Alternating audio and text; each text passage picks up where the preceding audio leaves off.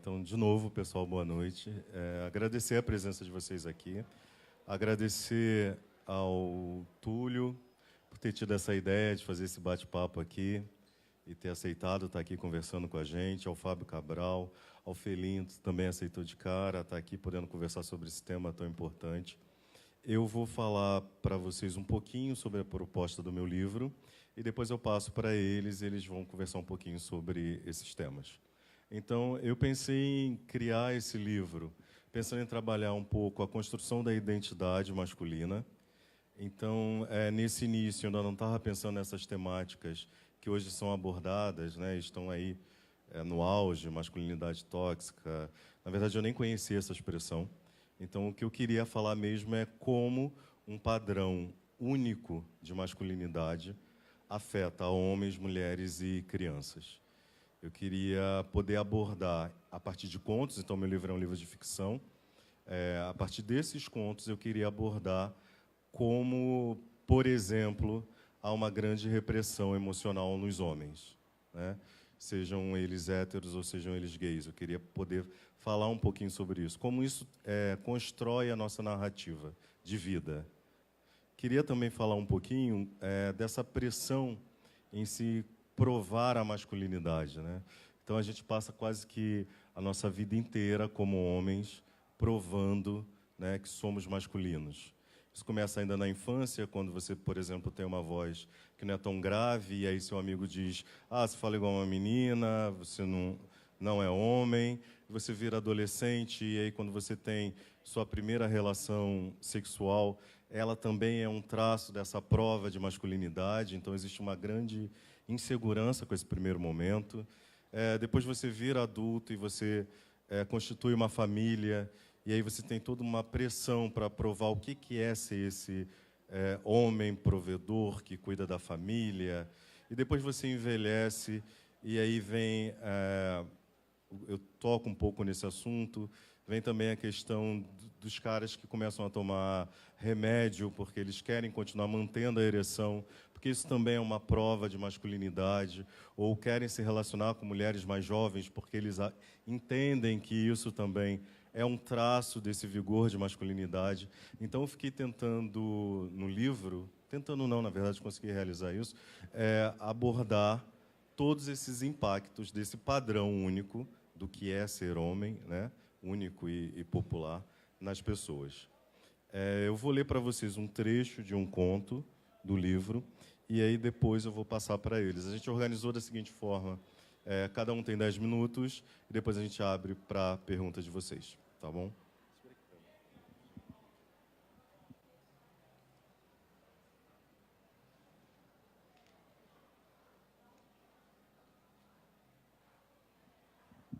Esse conto, o nome desse conto se chama Dança. O personagem principal se chama Edson. Edson é um segurança. E eu fui tentar abordar nesse conto como que o segurança, quando é negro, é um conto que eu falo um pouquinho sobre racismo, como ele tem uma postura quando ele está de uniforme, como esse uniforme dá a ele um lugar na sociedade, e a partir do momento que ele tira esse uniforme, ele não tem mais esse lugar. Então, se esse segurança está num shopping e eu estou caminhando pelo shopping, ou o Fábio está caminhando pelo shopping, e sendo ele negro, ele vai também perseguir a mim e ao Fábio, por exemplo. Mas a partir do momento que ele tira esse uniforme de segurança, ele passa a ser o homem negro que é perseguido, ou por outros seguranças, ou por um policial. Então, eu acho que a nossa realidade de homens negros, ela é muito complexa e exige da gente uma elaboração muito grande.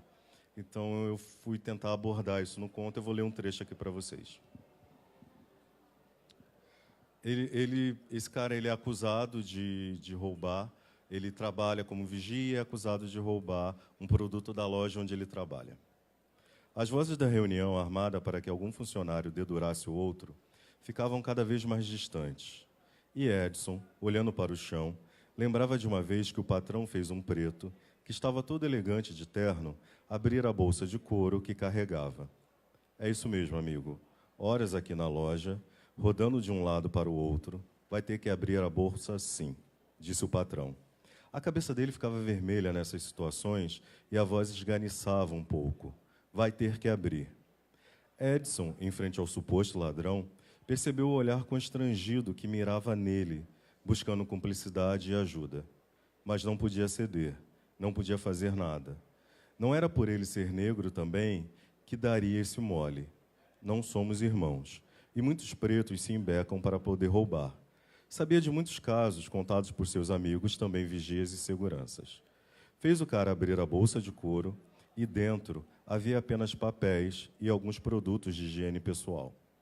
Depois dos pedidos de desculpas do patrão, o cara saiu da loja, murcho, disse com uma voz fragilizada que processaria a loja. Edson e o patrão sabiam que o preto não processaria, que aquela ferida o preto de terno carregaria pela vida inteira. Cada um com a sua cruz, pensou Edson.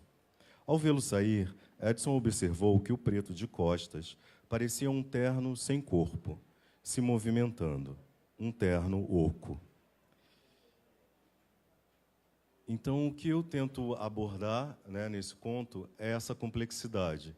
Eu tento trazer para a literatura o quanto não dá para a gente pensar em masculinidades negras, de uma forma muito maniqueísta, de pessoas apenas que são boas ou pessoas apenas que são más. Um cara que pode ser um grande pai, ele pode ser muito violento com a esposa. Um cara que pode ser um grande amigo dos seus parceiros e muito elogiado na rua e no bairro onde ele mora, ele pode tratar mal aos seus filhos. Um cara que pode ter uma masculinidade extremamente positiva, num dado momento ele também pode vacilar. Né? Eu trabalho muito com essa ideia de um vacilo, que eu chamo de vacilo da masculinidade. Eu não sei se aqui em São Paulo existe muito essa expressão, no Rio essa expressão é muito comum. Ah, cara, você vacilou. Pô, parceiro, você vacilou. Né? Isso no Rio é muito comum. E esse vacilar dentro do nosso pacto de homens é falhar dentro do que a gente entende como um padrão do macho que sempre vence e que nunca perde. Então, o goleiro que deixa uma bola entrar no gol, ele vacilou. Um cara que faz um passe num futebol errado, ele vacilou. Um cara que perde o emprego, ele vacilou. Um cara que não está dando conta de cuidar da sua família, ele vacilou. E o que eu entendo como esse vacilo da masculinidade é totalmente o oposto disso. Eu acho que a masculinidade vacila, e aí eu penso vacilar no sentido de oscilar, né? Ela perde o seu equilíbrio. Ela vacila justamente quando os homens, e aí eu estou falando especificamente dos homens héteros, tentam provar a sua superioridade diante de mulheres e diante de homens que não trazem esse padrão hegemônico de masculinidade e passam a ser violentos. Então, acho que a masculinidade ela vacila muito mais quando o homem, por exemplo, mata a sua esposa, porque ele não está tendo uma masculinidade que é positiva. Então, ela vacila muito mais quando ele agride o seu filho, porque esse filho tem um traço feminino. Ela vacila muito mais quando ele agride uma pessoa só porque essa pessoa é um homossexual. Então, acho que a masculinidade ela vacila quando ela perde o que, de fato, seria a sua grande vocação, que é a vocação de ser uma masculinidade positiva e que possa construir uma sociedade que seja mais solidária e fraterna.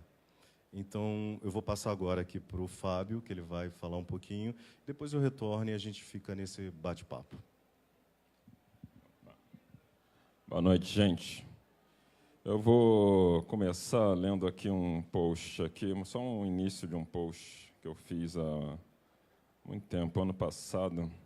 Achei que ia ilustrar bem. Eu não gosto muito dessa coisa de ler no celular, acho meio paia, né? Mas paia, isso aqui é jeito de São Paulo, né? Sou carioca, mas agora estou falando igual paulista agora, enfim. O texto se chama Ensaio Teatral do Desabafo de um Homem Negro. Eu gosto de títulos esdrúxulos, né? Só para começar aqui com esse meu livro aqui, O Caçador Cibernético da Rua 13, né? Eu tomei gosto por esses nomes, né? Esses títulos enormes, esdrúxulos e tal. Eu vou ler só o início, só porque esse texto ficou meio grande, então eu vou ler só o início, só que eu achei que pontua bem aqui, dá para nortear bem a fala aqui, né? O espetáculo sobre masculinidades negras que todos querem assistir. O homem preto é um animal, O homem preto não sabe falar, não deve se expressar. O homem preto é um homem, então carrega todos os atributos negativos do gênero masculino, ao mesmo tempo em que não é nem sequer considerado um ser humano. O homem preto é um agressor que bate em suas esposas e abandona os seus filhos.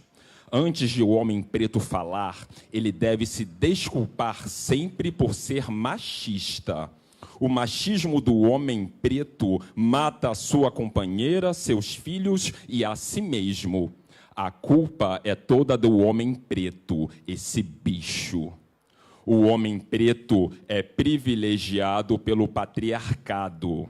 O mesmo patriarcado que trouxe o homem preto acorrentado feito um animal, que estuprou o homem preto, que o vendeu em praça pública para lhe arrancar o status de ser humano. O mesmo patriarcado no qual o homem preto ganha menos que a mulher branca. Falando em mulher branca, o homem preto é um palmiteiro. Não interessa se o homem preto não é considerado um ser humano. Não interessa se ensinam e impõem desde a infância que a brancura é o ideal de beleza.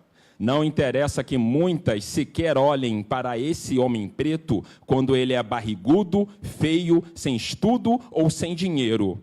O homem preto é um palmiteiro, o único responsável pela infelicidade de suas irmãs. Irmãs e irmãos africanos que vieram acorrentados juntos, mas somente o homem preto é o culpado. O homem preto segue no cabresto, sempre de olho na polícia. O homem preto tem medo da polícia. Afinal, o homem preto é um bandido, é um agressor maldito. Privilégios do homem preto: tomar tiro e ter que provar a sua inocência até quando está morto. Morrer abandonado na sarjeta, deixar a escola para trabalhar na adolescência para ajudar a família, só conseguir se impor na violência, constituir o maior contingente da população carcerária, o maior contingente da população dos manicômios, a maior população de rua. O homem preto é um animal, um bandido, um maldito machista. O homem preto não pode falar. O homem branco pode ser desconstruído. O homem preto é um caso perdido, destruído. Eu vou parar por aqui, que é só o início do texto, né? Tem mais lá e tal, né? Eu escrevi esse texto, acho que ano passado, quando começaram a questionar, né? De repente comecei a ver esses assuntos, né? Ah, vamos falar de masculinidades negras. Agora estou aqui, né, no evento. Masculinidades negras e tal. Eu falei, mas falar o que se não posso falar? Eu lembro que uma vez, né, fui postar sobre isso, em 2014, eu fui escorraçado. Não, que não sei o quê, que você é machista, que não sei o quê. Eu falei, tá bom, entendi, então não posso falar. Aí eu lembro, né, escrevi um texto lá, um poético, sei lá, enfim, um texto lá na internet, lá, acho que o nome é de Moonlight, da solidão do homem escuro. Eu falei, nossa, eu vou botar um título assim e vou acabar contigo, né? Mas beleza. O título rodou, o título, né? O texto rodou, parece que até o Lázaro Ramos compartilhou, o Emicida compartilhou. Eu falei, nossa. Aí chamaram para falar em evento. Não, fala em evento, em masculinidade. Eu falei, sei lá, eu só escrevi, só me expressei. Né?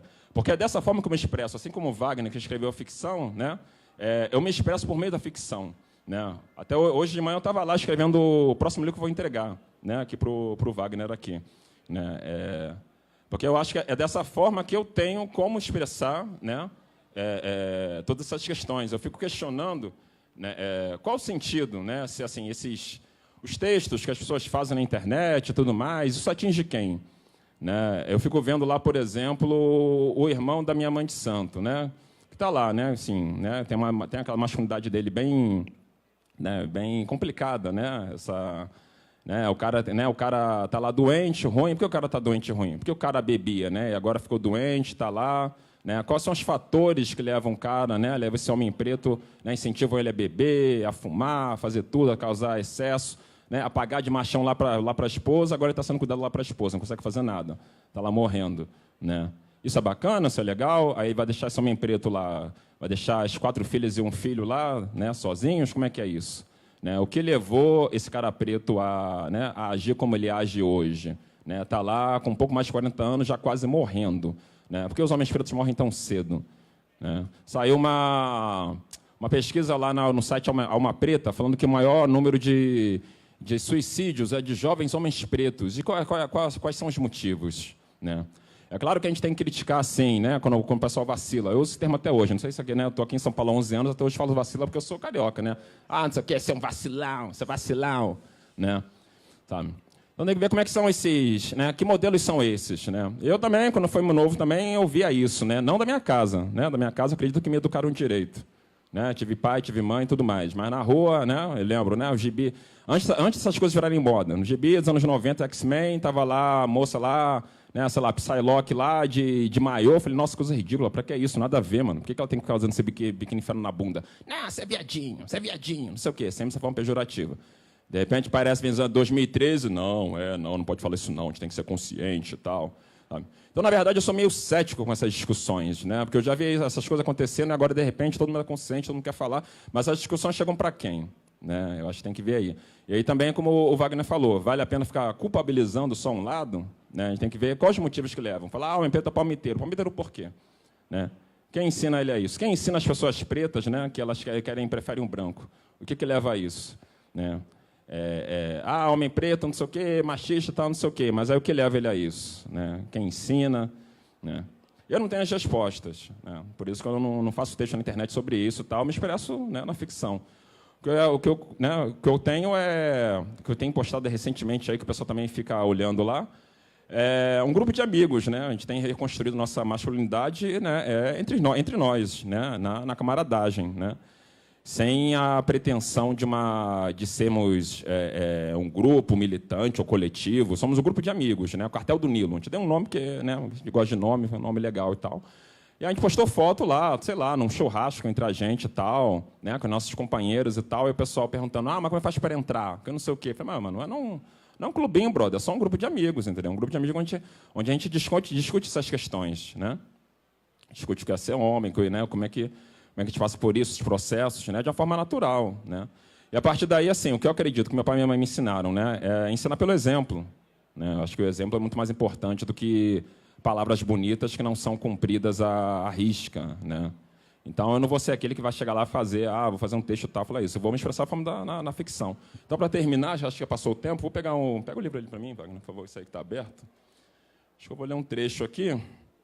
Daqui, ó, Caçador Cibernético da Rua 13, né, que eu lancei pela editora Malê agora em 2017. Né, o próximo vai sair já, né, nesse primeiro semestre, se chama Cientista Guerreira do Facão Furioso. É porque eu gosto de nomes esdrúxulos, enormes. Né, acabei pegando gosto por isso. Né. Então, eu vou ler aqui um trecho aqui. Né, deixa eu ver aqui. Na verdade, eu estou, né, improvisando. Nem ia ler trecho nenhum. Mas eu falei, Wagner ler um trecho aqui, acho que ia ser legal. Então, vou pegar aqui, peraí. Já sei até que trecho que é, só preciso ver a página.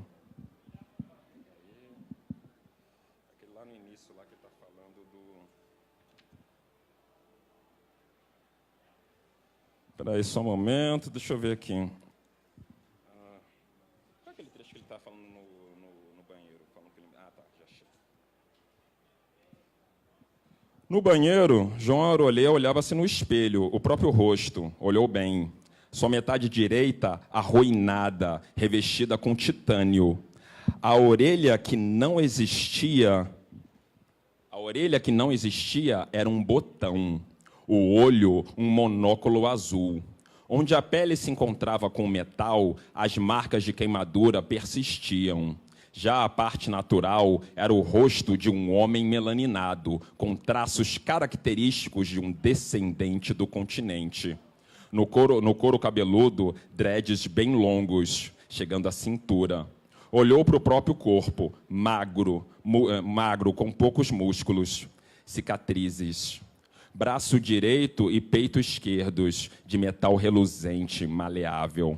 A metade direita coberta com uma tatuagem tribal esbranquiçada. No braço, na perna, na barriga. Ardia como se fosse recém-feita, uma zona. João Arolê amarrou o cabelo para trás num rabo de cavalo com os próprios fios. Continuou lavando o rosto. Estava tudo uma bela zona. O que eu passo aqui nesse personagem de João Arolê, que está aqui na capa? né, o que eu posso dizer. Para mim é complicado para o autor falar sobre o personagem. Então, eu vou falar sobre o que as pessoas falam, até sobre o que o próprio Wagner falou, como ele descreveu. O personagem é complexo, né? Mas não é complexo aquela coisa, é complexo, porque agora tudo é complexo. Né? Eu, no sentido de ser um personagem humano, né, que acho que, para mim, o verdadeiro sentido de escrever, né, é fazer pessoas humanas, de não fazer um panfleto, né, não falar, nossa, que está aqui, ó, leia o meu livro, A Futurista, que tem um homem preto na capa. Não, fazer um ser humano, porque é isso que se chama racista, a pessoa, né, nega a gente, nossa humanidade. Né? Então, acima de tudo, um personagem humano, né, que cometeu falhas, né, que vacilou bastante. Né? Muitas vezes é levado pelo sistema, né, no sistema que ele vive, né, que ele acaba vacilando muito. E agora ele tenta se redimir. Né? Ele consegue se redimir ou não? Só lendo o livro para saber. Né? Mas aí eu faço... Né, e é esse tipo de literatura que eu acredito. Né? Apesar disso aqui. É um livro de aventura. Livro de aventura igual os filmes de super-herói que vocês adoram, aí, que vocês vão ver aí. Né? É um livro empolgante, sim, né? Cheio de ação, porque eu gosto de ação também. Né? Eu gosto de videogame e tudo mais. Né? Mas, acima de tudo, são personagens humanos. Assim como a próxima protagonista também, eu tento sempre, né, explorar essa característica humana dos personagens. Né? E, a partir daí, eu construo, né, eu vou mostrando a masculinidade desse João Aurolê. Né? Por que ele não fala? Né? Esse livro aqui, por exemplo, o próximo livro, né, da garota, né, em primeira pessoa, né? Ela fala bastante sobre si, mas esse aqui é em terceira pessoa, né? E esse livro aqui não fala, né? O narrador ele não fala sobre o que o personagem está sentindo, só demonstra, né? De repente uma fala lá que ele está, né, tendo pesadelos, né? E ele está lá se contorcendo na cama e chorando, né? Por que ele não fala? Por que ele é calado? Né? Por que ele não consegue se expressar? Por que ele tem tanta dificuldade aqui de conseguir conversar com a melhor amiga dele? Né? Ele tem amiga, tem namorada, tem mãe, ele não consegue nem falar com a mãe. Né? Por que acontece isso? São questões para a gente pensar, né? Para a gente refletir. Né? Eu acho. Né? E por que os homens pretos, né, né, reagem dessa forma? Né? São considerados homens, então têm todos os atributos, né, negativos do atributo, né, do gênero masculino. Mas, ao mesmo tempo, não são homens, né? São bichos, são animais. Né, desculpa o termo, né, são pênis grandes, né, são membros grandes. Né, e aí é isso, né, só o homem preto vacila, só ele é culpado, como é que fica isso? Assim, né, ao invés de só apontar dedos, o que a gente pode fazer, né, para educar, né, os homens que já estão aí, né, não conseguir educar, e principalmente educar os nossos filhos? Né? Quem vai educar nossos filhos? Né? Como é que faz? Né? Então, acho que seria isso daí. Né? Acho que o debate poderia começar a partir desses questionamentos. Então, acho que já passou o tempo já, então é isso. Né? Agradeço aí, valeu.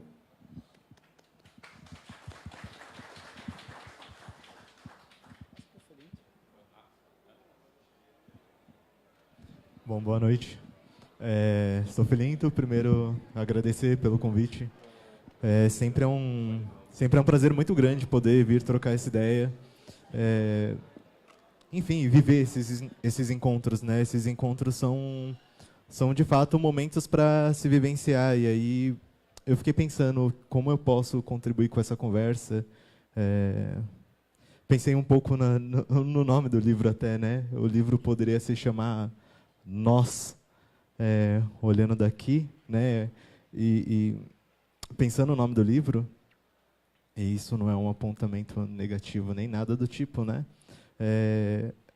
Mas eu, olhando o livro do lado de fora dele, eu penso um pouquinho como a experiência masculina se observa ou não se observa, no sentido de dizer sempre eles.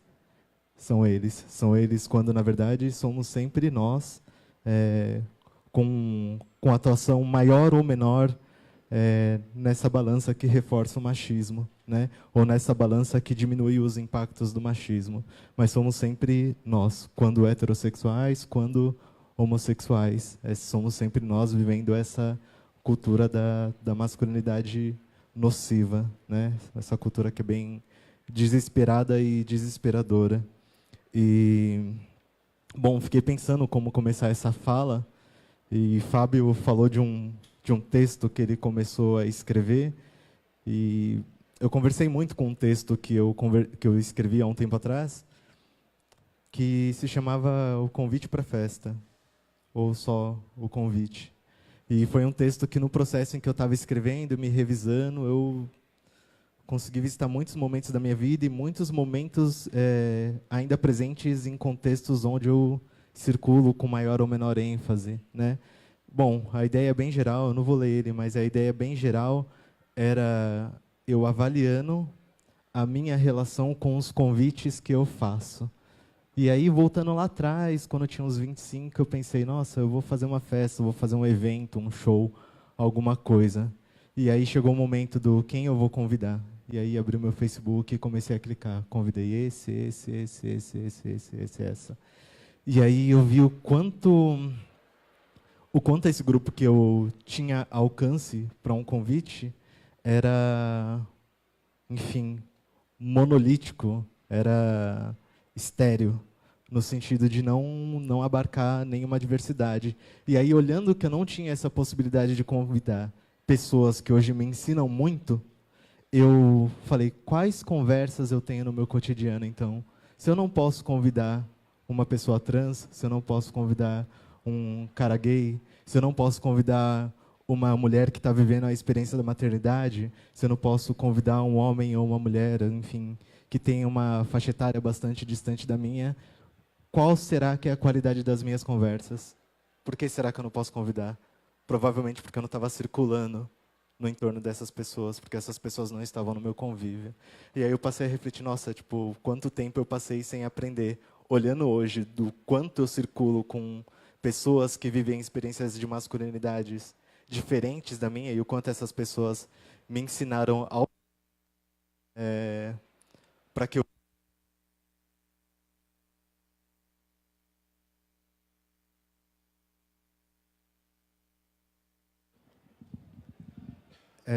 avaliando essas pessoas que eu não convidei há muito tempo atrás e as que eu passei a poder convidar hoje, eu fui vendo o quanto eu circulei e o quanto eu aprendi e avaliando de onde eu tirei recursos para, enfim, para me inserir nesses diálogos sobre masculinidades, né? E aí passei a ver vários, enfim, eu digo amigos por força da expressão, porque uma vez que a gente fala dos amigos da adolescência, a gente considera para o resto da vida, mas as afinidades se perdem.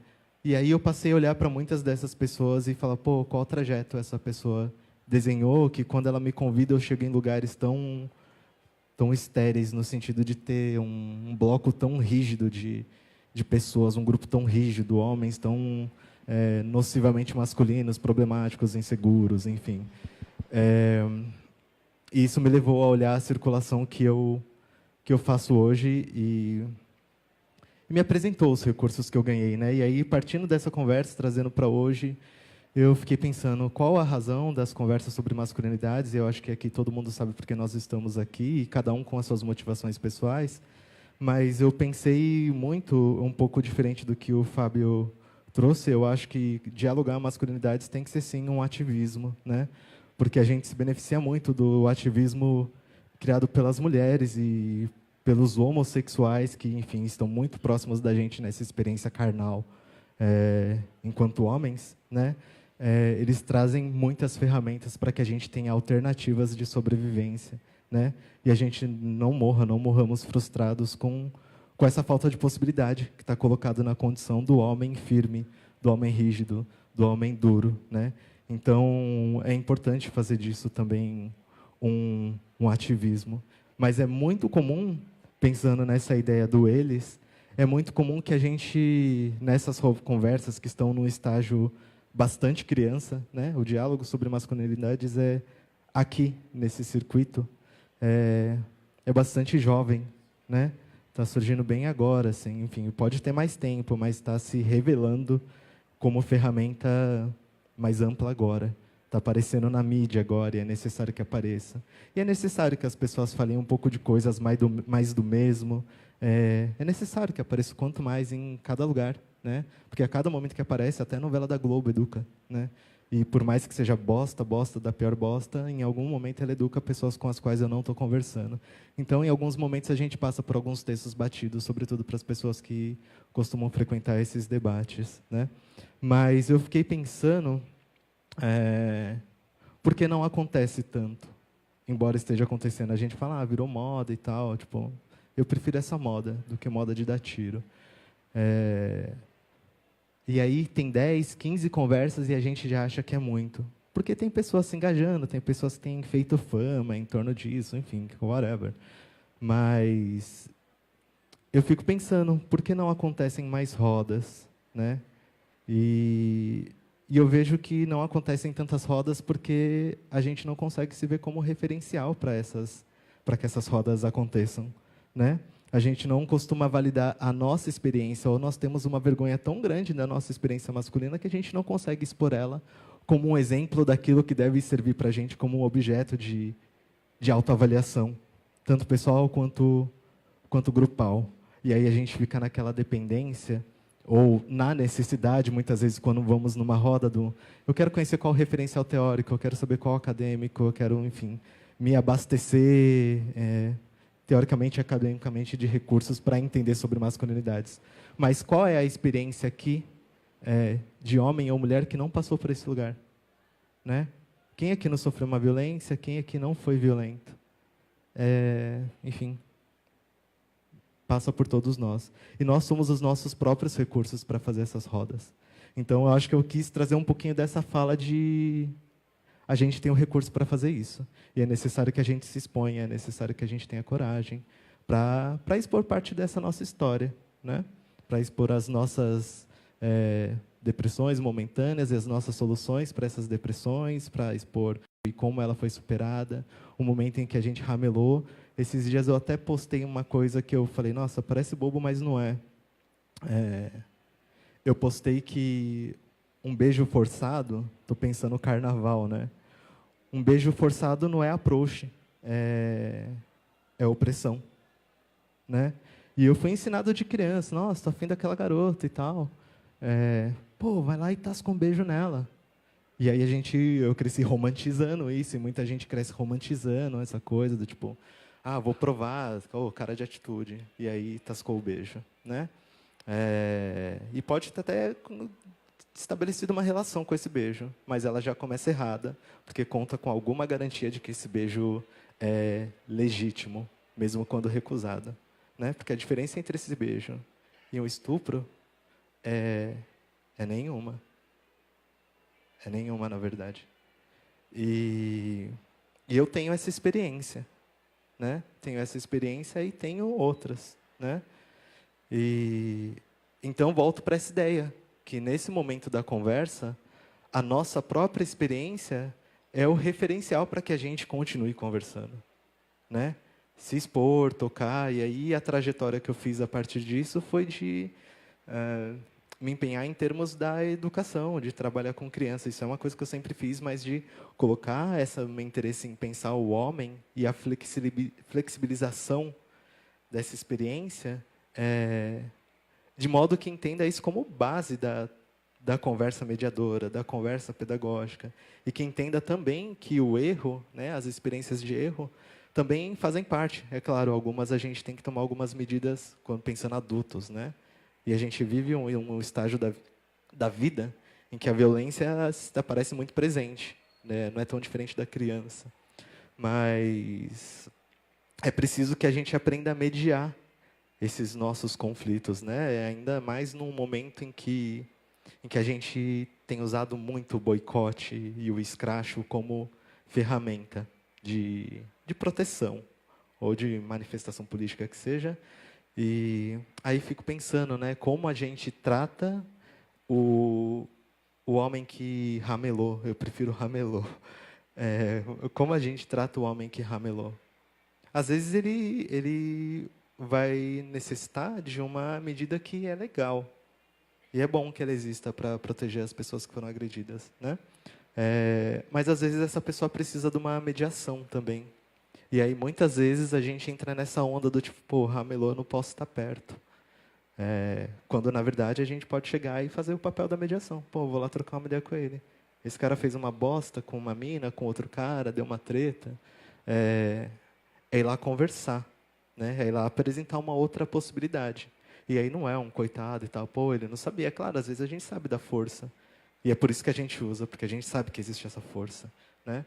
Mas, ainda assim, é necessário criar pontes de mediação para que essa pessoa também não sucumba. E, é claro, eu digo isso contando que é necessário que existam pontes de mediação melhores ainda para as pessoas que são oprimidas, né? Mas essa experiência de masculinidade que é tóxica, que é violenta, também é fruto de uma opressão e que tem que ser bastante observada. E aí, na minha história, foi dessa maneira, observando essas coisas, que eu passei a me dedicar bastante a pensar o corpo, né? Pensar contorno físico. Eu não sei quem tem essa experiência de parar, enfim, ultimamente eu tenho trabalhado com massagem. E o meu interesse em trabalhar com massagem veio de me ver aflito e falar, pô, eu queria que alguém fizesse isso por mim. E aí comecei a oferecer para outras pessoas. Homens, sobretudo. Que é uma ponte para uma conversa, falar, cara, como que está a sua cabeça? Sua cabeça tem a ver com o seu corpo, como que está o seu corpo? Seu corpo tem a ver com as suas emoções, como está a sua emoção? Sua emoção tem a ver com as relações que você produz na rua, na sua casa. Como que estão essas relações? Posso tocar? E esse é o caminho pessoal que eu fiz. E aí, enfim, ele me abre várias outras portas, até no campo do toque. Penso quando encontro mulheres, né? Como é possível dessexualizar o toque também? E, enfim, é um processo bastante árduo para dentro desse sistema que empurra o consumo do corpo e a realização pessoal a partir de um consumo afetivo, do consumo do corpo físico da outra pessoa, né? Como desconectar o nosso desenvolvimento pessoal? Como desconectar dessa realização que parte da outra pessoa, né? Ou que parte de uma afirmação que também tem a ver com outra pessoa, mas no âmbito da agressão. Eu tenho que bater no outro cara, ou eu tenho que chacotar, eu tenho que fazer alguma piada com um gay.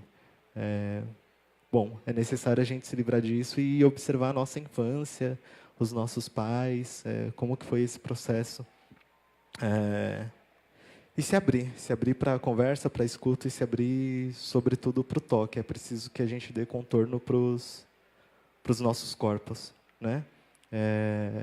E o nosso corpo é bem pouco explorado, porque, ao contrário da classe média alta, a gente aplica poucos recursos no sentido de viver essas milhares de experiências psicodélicas, de retiros espirituais e blá, blá, blá, coisas que a gente sabe. E que, no fim das contas, fazem muito bem, porque é um momento onde essas pessoas se veem criativas, se veem produzindo, se veem trocando afeto e se veem potentes, plenas, enfim, a partir desse contato que tem múltiplas formas. E por questão de recursos materiais, mas também por disposição psicológica, porque a gente também é sujeito a uma violência que é quase intransponível muitas vezes, a gente se recusa a esses processos de cuidado e de autoobservação. Então, enfim, acho que eu sou meio prolixo, eu vou falando. Mas só para encerrar essa fala, eu acho que o que a gente mais precisa nesse momento é contorno. Contorno. É pegar o braço, assim, ó, pegar o ombro, se tocar, tocar o outro, ter contorno a partir dessa relação, né? E saber qual que é a potência do toque, saber qual que é o toque violento, qual que é o toque de apoio, né? E aí eu acho que é isso, a gente está para conversa aí.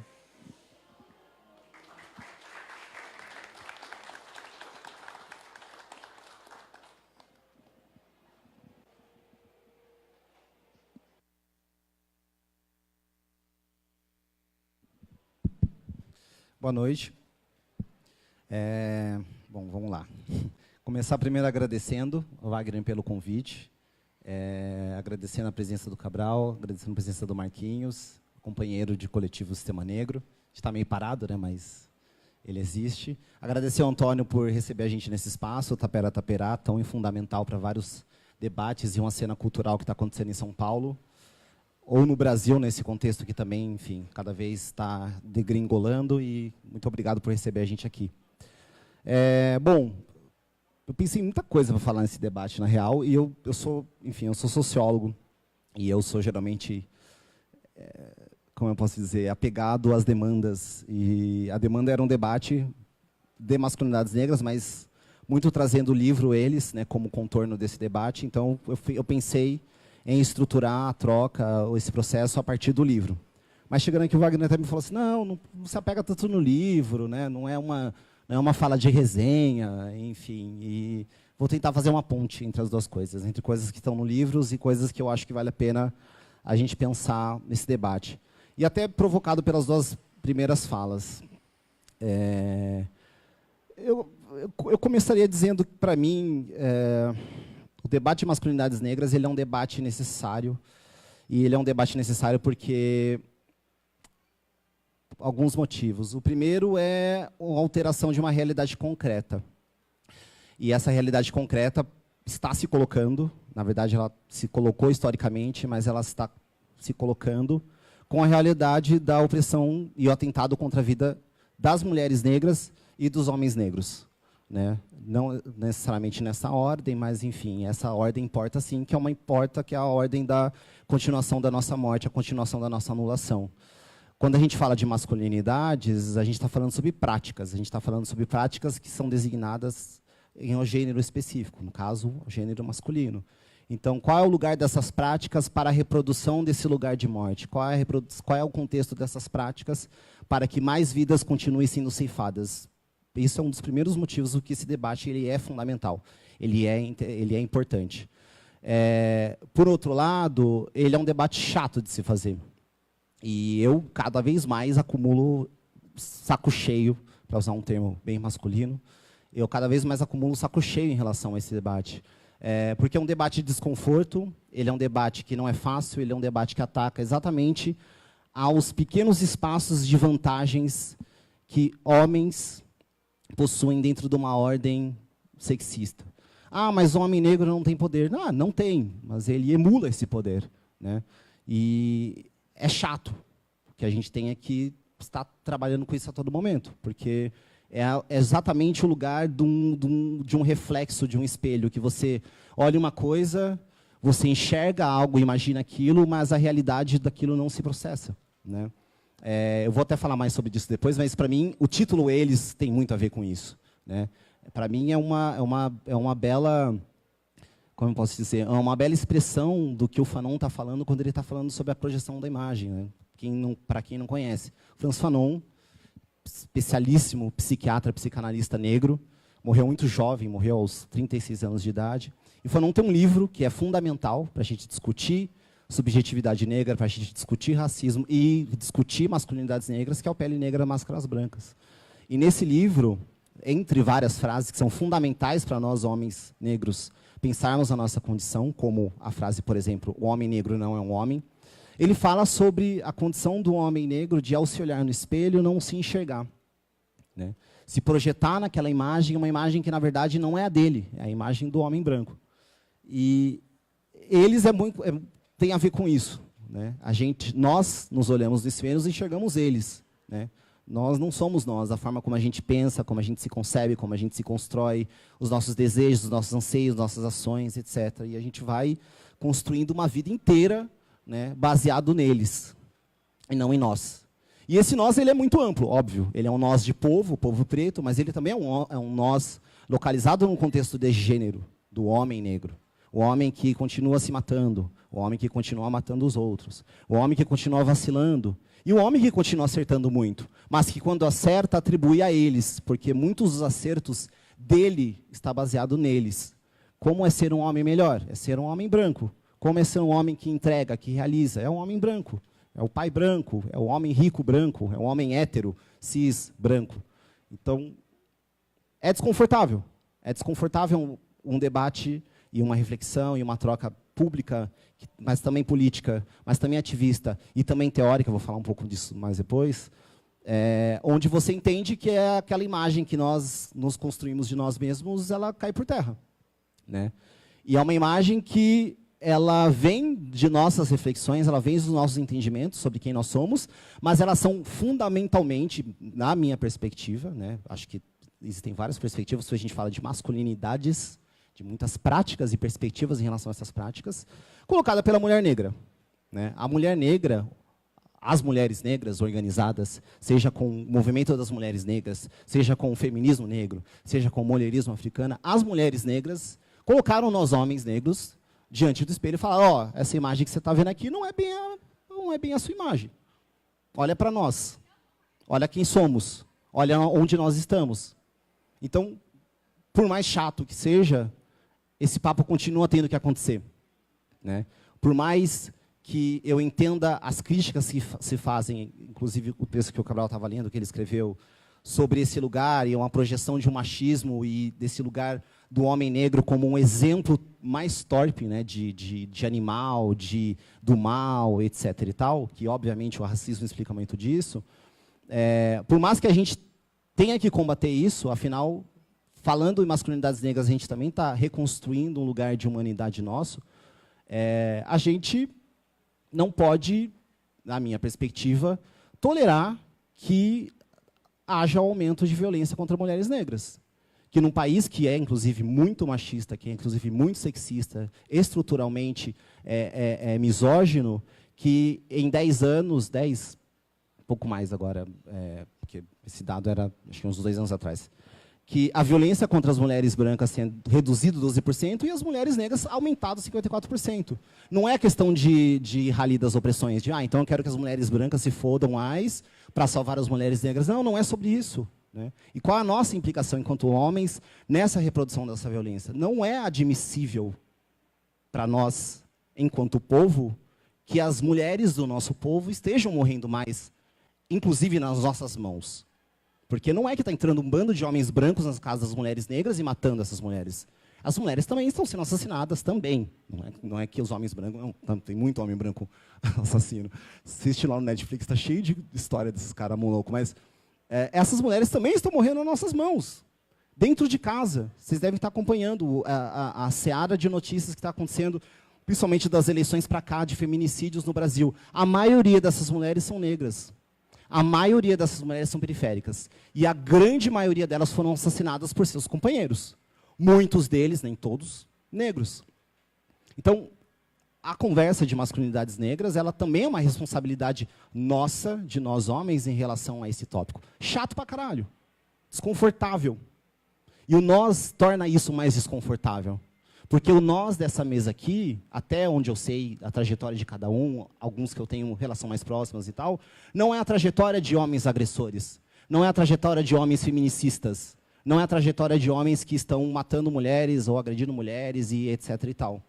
Mas o nós incomoda, porque se eu falo nós, eu me implico nessa violência. Se eu não falo eles... Ops, quase virei o copo. Se eu não falo eles, eu não estou me desassociando disso, eu estou me colocando nisso. O que significa eu me colocar nessa história? O que significa eu virar e falar, nós, homens agressores, nós, homens violentos. Mas, ressignificando essa história, justamente para sair desse lugar, dessa projeção que, principalmente, pessoas brancas fazem, do homem negro predador, um homem negro violento mora, um homem negro que, de fato, é o que vai errar, é um homem negro que não tem possibilidade de se reestruturar.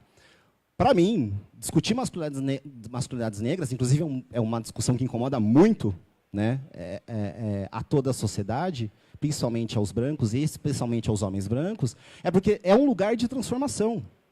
É um lugar de entender as implicações que os recortes dos elementos, as nossas ações, né, as chamadas performances de gênios, implicam em uma estruturação de um processo que é genocida contra nós mesmos. Quando a gente fala de masculinidade tóxica, e acho que tem outro ponto aí que vale a pena a gente pensar, que é essa coisa de falar que o debate de masculinidades é só baseado em masculinidade tóxica, principalmente o debate de nós, homens negros. Não, não é só sobre isso. Ela é um dos aspectos. Tanto que a gente fala masculinidade tóxica, né? Existe um padrão de elementos, de ações e práticas pautadas numa masculinidade hegemônica, patriarcal. Esse nome é feio, mas basicamente existe um sistema patriarcal, eurocêntrico, historicamente construído, plano civilizatório. Esse desenho estrutural, ele tem um conjunto de práticas, mas ele é um conjunto. Então, a gente fala masculinidade tóxica. É dela que a gente está falando, mas tem outras masculinidades que estão sendo colocadas em jogo. São outros elementos para reconstrução deste lugar de homenidade. Eu gosto do termo homenidade, porque não é só a masculinidade, tem um projeto aí maior, uma homenidade negra, que a gente tem que debater. quase fui me perdendo, mas a questão da masculinidade tóxica, que a gente coloca em relação às práticas de violência, de agressão, de anulação ao outro, que invariavelmente a gente precisa lidar com isso. Se alguém já esteve em alguma roda, Marquinhos já esteve comigo e tal, o debate que eu tenho feito e trocado com colegas em relação a masculinidades negras é pensar no paralelo entre as nossas ações, as nossas performances, e um lugar ético dessas masculinidades, que é onde, inclusive, encontra o racismo. Né? É onde o sexismo né, abraça fraternalmente o racismo, e ele acaba constituindo o nosso lugar de homens. Né? Como eu falei antes, né, qual a implicação dos nossos atos, das nossas práticas, para a reprodução de ações que são genocidas? Eu adoro um exemplo que as pessoas falam, mas isso é moralista. O pai que não paga pensão. O pai que tem filhos, né, sei lá quantos, e não paga pensão. E está ausente e não está nem aí. E é claro que tem exemplos, sempre tem exemplos. Ah, mas o cara não tem emprego. Ah, mas o cara foi alienado parentalmente, etc. E tal. Tem exemplos, mas temos estruturalmente uma realidade, né? No caso dos dados, 5,5 milhões de crianças no Brasil que não têm registro dos seus pais, uma realidade factual, estatística. Qual é o significado dessa prática para a reprodução do nosso genocídio enquanto povo? Um povo que não, por uma fração, né, não cuida da sua comunidade, dos seus filhos, da prole, sei lá. Ah, mas esse papo é moralista, porque você tem aquele meter o colher em conversa que é das outras, etc. e tal. Será que é? Será que dá para eu achar que eu projeto possibilidades de salvação do povo negro e construo milhões de planos contra o genocídio, contra encarceramento em massa, contra o racismo institucional, a favor de cotas, e a criançada lá está sem condição? Crianças que não têm, enfim, né, não tem cuidado, não tem afeto, não tem o estrutural, base. Quer dizer, acaba tendo, porque a mulher negra vai correr atrás para poder suprir isso. Então, são assuntos que passam por masculinidades negras e são desconfortáveis. São desconfortáveis. Quando nós, homens, nos colocamos nessa condição de nós, e nós conseguimos falar entre nós sobre essas coisas, e entender os nossos lugares de desconforto em relação a isso. E é desconforto em relação a uma ação, desconforto em relação ao toque, desconforto em relação a como nós nos agimos, etc. e tal. E nesse livro, falei que eu ia voltar para o livro, nesse livro, especialmente encontrei isso. Eu acho que tem algumas coisas, isso é uma, mas tem outras que vale apontar. Uma coisa que o Cabral levantou, né, a importância de levantar a humanidade do homem, está aqui nesse livro. Né? Os contos que o Wagner construiu trazem homens negros em diversas faces de humanidade, em diversas facetas de ações, desejos, sonhos, subjetividades constituídas. Isso é maravilhoso assim, desse livro. Acho que as pessoas, só por isso já vale a pena a leitura.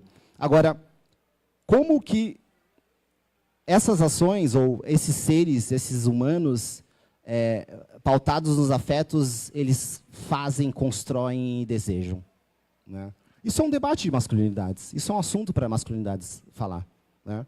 Tem uma coisa que tem a ver com desconforto, mas que eu também particularmente venho cada vez mais...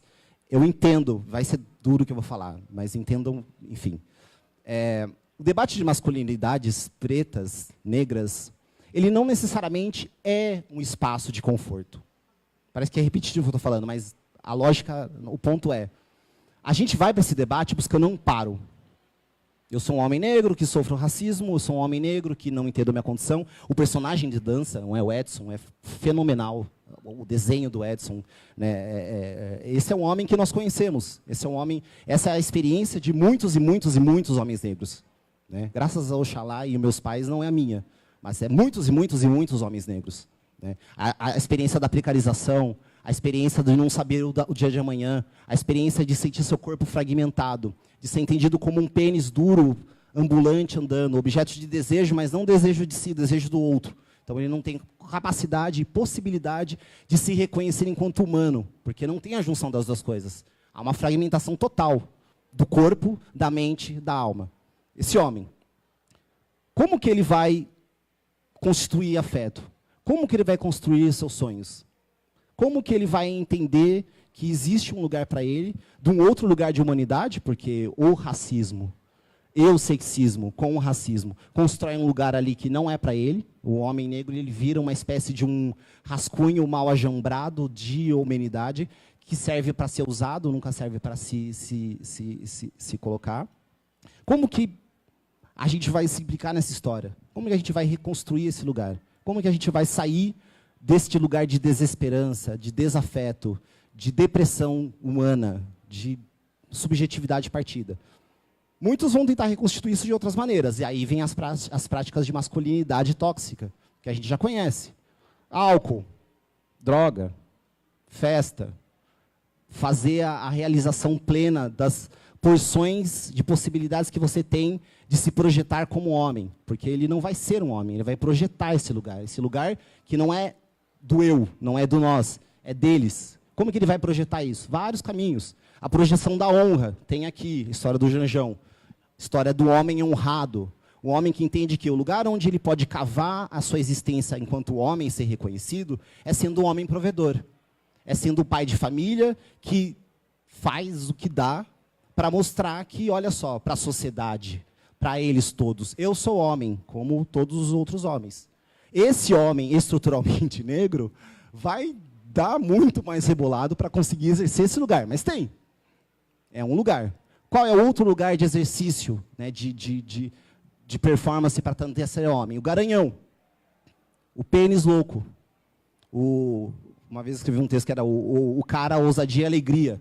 O homem das baladas, o homem que está ali, aquele corpo, né, que ele é desejado. Geralmente, onde ele é desejado? Quais são esses espaços?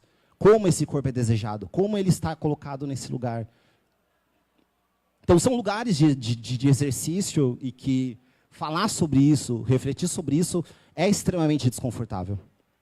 E esse livro, especialmente, ele tem, para mim, um ganho maravilhoso da gente enxergar as subjetividades desses muitos homens, que são personagens desses contos, mas também de viver no conforto da sua casa esse desconforto. Eu sugiro que vocês peguem esse livro, inclusive, e criem rodas de conversa. Chama um amigo, troca com ele, lê os dois um conto. São contos curtos. Você senta num bar com um brother, lê os dois juntos e conversa sobre esse conto. Tem um conto especial, eu já vou encerrando, que eu estou falando demais. Tem um conto especial que ele me deixou eu fiquei... que é o Miragem, que é, entre outras coisas, a história de um homem negro agressor, de um homem negro violento com sua família. E esse processo, né, as escolhas que ele vai fazendo, porque também são escolhas, né, a implicação de um indivíduo como vítima da sociedade não significa que ele também não tenha algumas escolhas. Agora, moralizar as escolhas é diferente de entender o contexto de onde elas estão sendo realizadas. E eu acho que é por aí que a conversa de masculinidades também caminha. Não é só entender aquele ser, seja o violento, o agressor, como um ser isolado, acho que é uma coisa que o Marquinhos falou, né, esse isolamento, mas entender onde essa violência se implica e como nós, homens, nesse projeto, nessa proposta, podemos ser essa ponte, né, definir esse contorno. Adorei o uso do termo contorno, para se colocar. Mas esse conto Miragem, ele realmente... não é Miragem, o Chamas, Miragem é outro. Ele é um conto que realmente... enfim, leiam.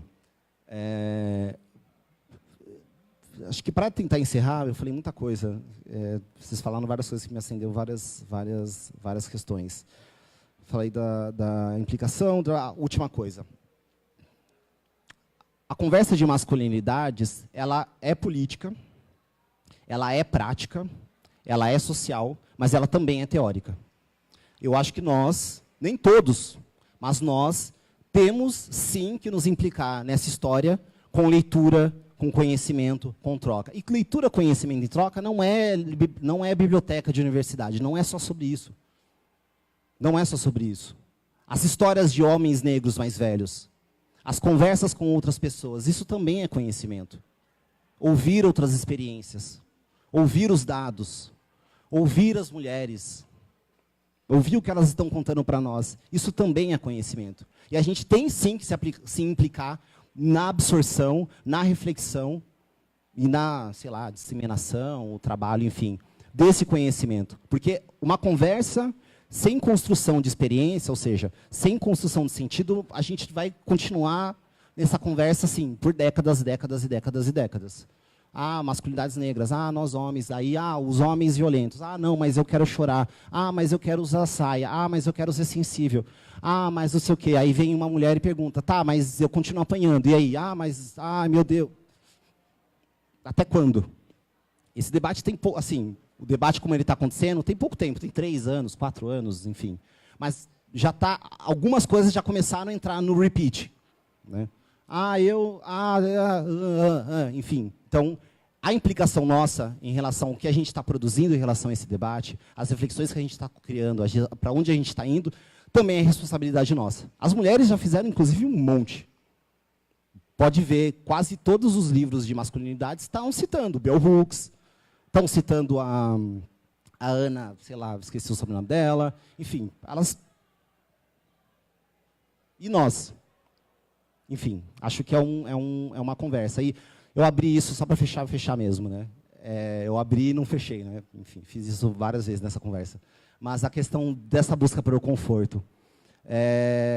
Eu acho que a gente tem uma tarefa de busca do desamparo mesmo.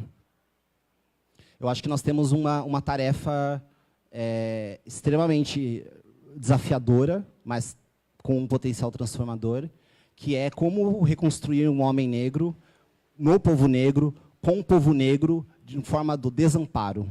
Uma forma onde nós não busquemos necessariamente lugares comuns, lugares de conforto, porque, óbvio, o racismo, como ele incide sobre nós, faz com que nós queremos o mínimo de cuidado e conforto para nós, né? Mas como a gente reconstrói isso num outro polo? É um desafio, eu não tenho resposta para isso. Mas, enfim, eu acho que é um exercício que vai se colocar para nós cada vez mais. E por último ponto, desculpa, mas é o último mesmo. Essa conversa ela acontece em várias camadas, em vários polos. Porque uma das repeats que tem acontecido nessa conversa é mas o que você está falando não está chegando na periferia? E eu moro aqui no centro.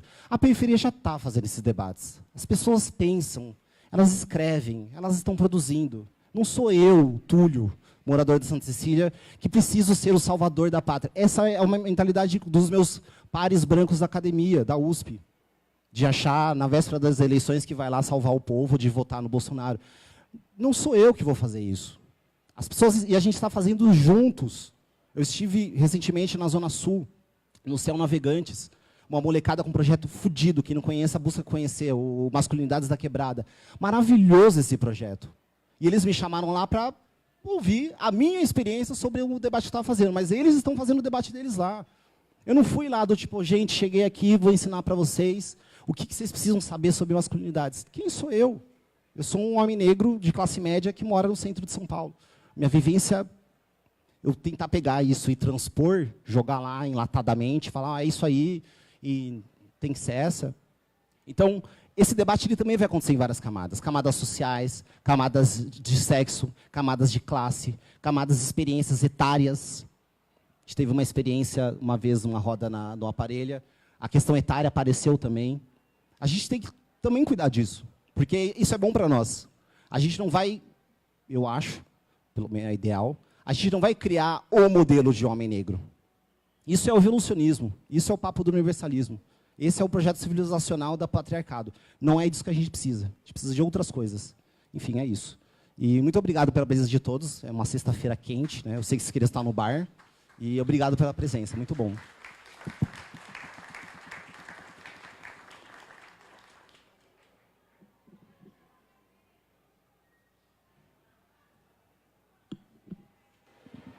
Pessoal, agora a gente vai abrir, a gente já tem um tempinho para abrir. Para comentário, pergunta. Acho que tem pelo menos uns 15 minutos para isso. E aí acho que a gente poderia fazer bem geral, o que você acha? Ouve as pessoas e depois a gente comenta, tá? Então tá aberto aí.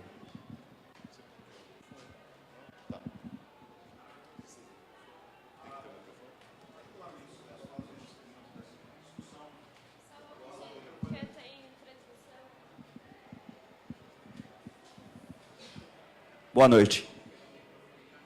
Sobre as discussões que foram feitas sobre a masculinidade, eu gostei muito da fala do Felinto.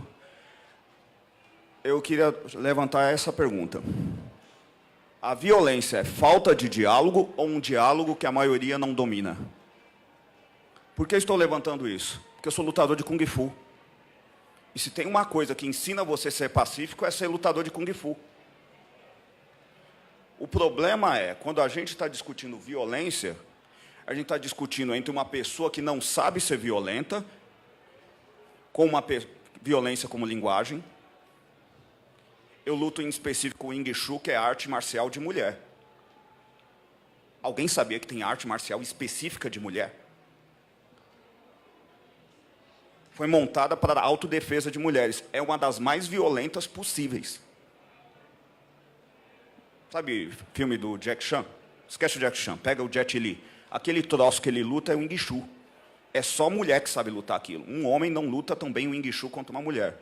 A pergunta, para não ficar essa fritação minha sobre o Kung Fu, é: o problema, quando o Felinto falou muito bem sobre a questão do toque, parece que o único toque de afeto que um homem pode ter com o outro é o toque violento. Eu sou entendido dentro do meu grupo de lutadores como um bom homem e um homem honesto, porque eu consigo desferir a violência e consigo me controlar. O problema sobre o toque masculino, por exemplo, demorou muito tempo, como lutador é que me ensinaram a abraçar um outro homem. Não foi meu pai, não foi minha mãe, quem me ensinou a que eu poderia abraçar um homem foi a violência. Eu queria que vocês pudessem comentar isso. O problema é a violência ou que nós não dominamos a linguagem da violência? É isso.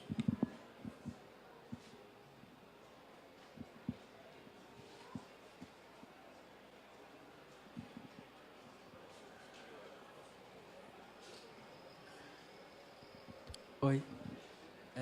O que eu vou falar não é bem nenhuma pergunta, é mais uma visão. Tipo, enquanto a gente debate, sendo homens pretos, debatendo sobre masculinidades pretas, a gente pensa nisso de uma forma plural ou a forma singular, somente nossa vida, nossa visão. E em questão da violência, a violência é algo que não sei se o certo seria falar nos foi imposto, mas é uma das que dizem ser a única ferramenta que o homem tem de se comunicar e de expressar seus sentimentos e afins. Aí a gente já parou para pensar em que a violência também pode não ser só física, e como que essa violência não é só com o outro, mas também com a gente. Vocês já pararam para pensar nisso tudo? E voltando ao termo de debater masculinidades, se a gente está falando para quem realmente quer nos ouvir, quer nos entender e quer cooperar junto para a gente ter caminhos e formas para sair da masculinidade tóxica, da masculinidade que vai matar as nossas semelhantes e os nossos semelhantes, ou a gente está falando a esmo só por falar e estou no debate de masculinidades. Então, são coisas que a gente tem que pensar, não só em debater isso, mas tudo. Se a gente está falando só para o homem preto, hétero, cis, que foi para a academia, se a gente está falando, não só falando, mas dando exemplos, porque nosso corpo, ele dá exemplo. A gente não precisa falar para não reproduzir essa masculinidade. A gente não precisa estar na Santa Cecília, estar em Itaquera, que é da onde eu venho. A gente, em qualquer lugar, nosso corpo é território. Então, se seu corpo é território, o que você está fazendo desse território?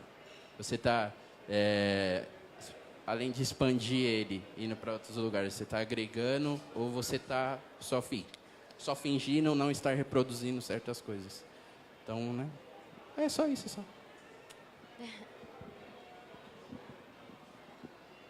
Alguém mais? Opa, boa noite a todas e todos aí. Primeiro, parabenizar, né, pela conversa. Eu penso que é sempre construção de outras possibilidades, né? E também não estou com essa questão de sair daqui com alguma solução. Eu acho que quando sai com alguma solução é porque já está tudo posto, né? Então, são desafios. Pegando o que o colega falou da luta e do que está acontecendo e o tema masculinidades, eu penso que o ponto a se pensar, desculpa a redundância, é questões de afeto. Quando corpos pretos falam de afeto em velório na quebrada. Oh, como o cara era legal. Então, a discussão de afeto já pega nessa ideia. Porra, você é negão, mano. Oh, não vem me abraçar, não. Abraçar de lado. Eu fui discutir isso num bar com um conhecido, que ele me abraçou de lado. Ele, mas por que você quer um abraço de frente? Eu falei, cara, eu vim no seu aniversário. É afeto. É carinho.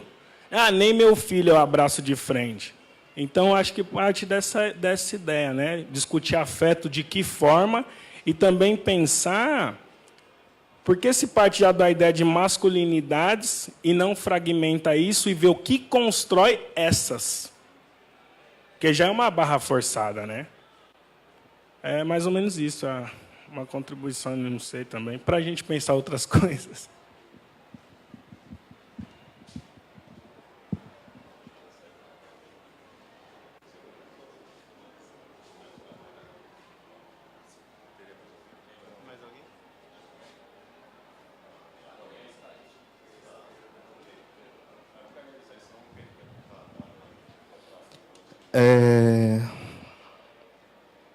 Bom, essa sua questão é bem coerente, né? Só antes de passar nessa questão, enfim, você já falou do Lei ali, né? Ele também faz algumas rodas, e aí eu acho que esse encontro serve, sobretudo, para que outras rodas se articulem a partir daqui, né? Não é necessariamente para que a gente saia com conteúdo e aplique num grupinho lá do trampo, né? Ela serve para que eu veja a sua cara, a sua, e fala, pô, conversei com o outro no final, e aí tem uma outra parada articulada, e que pode seguir rumos completamente diferentes. Você domina essa linguagem do Kung Fu aí. E Kung Fu, né? Você domina essa linguagem. Como isso pode ser útil para que a gente pense, enfim, contextos para conversa, para que a gente extravase e mande para fora uma reflexão sobre o ser a partir do movimento do corpo, a partir da motricidade, né? E aí, até nesse sentido, de pensar o corpo mesmo e a violência, que, enfim, é uma manifestação que não é exclusiva do homem, mas que a gente coloca como, enquanto grupo, a gente consegue movimentar a violência como um motor da resolução de uma série de coisas, né? A política é feita em torno da violência, essa política profissional, de parlamento, enfim. O comércio é feito em cima de violência, a publicidade é feita em cima de violência. Mas aí, enquanto você estava falando, eu pensei que quando a violência é consensual, só para situar, quer dizer, quando o vigor, né? Quando esse vigor, que são movimentos, soco, chute, quando isso é consensual, ele deixa de ser opressão. As pessoas estão em acordo, seguindo regras. Então, ali não é é outra coisa. É vigoroso, mas não é uma violência. Porque existe um acordo e regras para dinamizar essa interação. E aí, nesse sentido, a gente tem que pensar, talvez essa violência surja como falta de referência, né, sobre a manifestação dessa vitalidade. Porque uma coisa é vitalidade, a gente pode pensar nesses dois termos. Existe a virilidade, existe a vitalidade. A virilidade a gente tem discutido já nessas rodas, que ela vem de uma perspectiva de homem, que é do homem provedor, que se garante, inclusive, a partir da sua constituição física e da dominação psicológica, enfim. E existe outra coisa que é vitalidade, que não exclui a força, mas que coloca uma coerência no uso dessa força, e que aplica a ética. E a vitalidade pensa a força no sentido da valorização da vida. Então, a gente pode colocar o Kung Fu dentro dessa linguagem e pensar que, para muitos jovens, mas eu não coloco lá, entre a gente, entre nós, o que falta é pensar em termos da vitalidade. Como eu faço essa minha estrutura me manter mais vivo, né? Porque a violência em si, enfim, ela é suicida, como o Túlio colocou, né? Esses dados alarmantes, que não, enfim, eu chamo de dado, mas eu me incomodo de dizer isso. Mas essa realidade que está posta, que é de, sei lá, há 30 dias do começo do ano, tem mais de 50 casos de mulheres que foram mortas, né? Isso é fruto da virilidade. A vitalidade é pensar um outro contexto para a interação e que passa por um posicionamento ético diante das negociações de gênero também, né? E aí onde os jovens perdem, a gente perde, é nesse lugar da ética, de conseguir criar um espaço para negociar essas interações que estão sendo postas em xeque, né?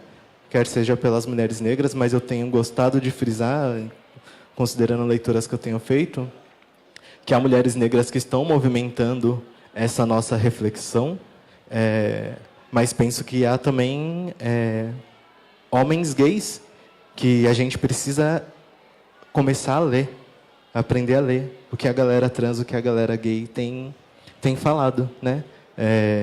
E é claro, as mulheres criaram o melhor dos mapas para a gente conseguir ler a sociedade de modo bastante profundo.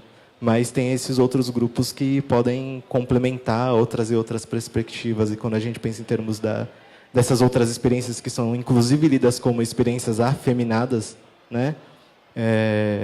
Mas que trata-se de experiências que estão muito próximas do machismo, porque são, enfim, pessoas que vivem essa experiência da masculinidade num corpo. É preciso que a gente tome contato com isso. Mas, enfim, eu estou me perdendo, mas o lugar que eu queria trazer é da gente pensar essa relação entre virilidade e essa relação que ela tem com a vitalidade, né? E, bom, acho que eu queria falar mais, só que eu estou me perdendo aqui já na formulação dessas ideias e é isso. Mas é falta de referência. Penso que a nossa violência é falta de referência de como negociar, né? E negociar conosco mesmo. É falta de terapia, é falta de trocar ideia, é falta de leitura também. E como o Túlio falou, essa conversa não está monopolizada aqui, né? Tipo, eu acho que, embora vocês não estejam trazendo tanto quanto a gente, aqui tem uma troca que vai se manifestar em outras camadas, né? Só para concluir, o Vini, que está ali atrás, ele fez um post esses dias, né? Em que ele dizia sobre o quanto nas nossas rodas, muitas vezes a gente coloca alguns lugares que já são estándar nessa conversa, para quem está acompanhando. Já estão estabelecidos. Nem por isso a gente deve deixar de dar atenção. Mas eu penso, como a violência policial me chega? Ela me chega de uma forma completamente diferente. Eu nunca fui abordado pela polícia, por incrível que pareça. Nunca. Conheço outras pessoas negras que nunca foram abordadas.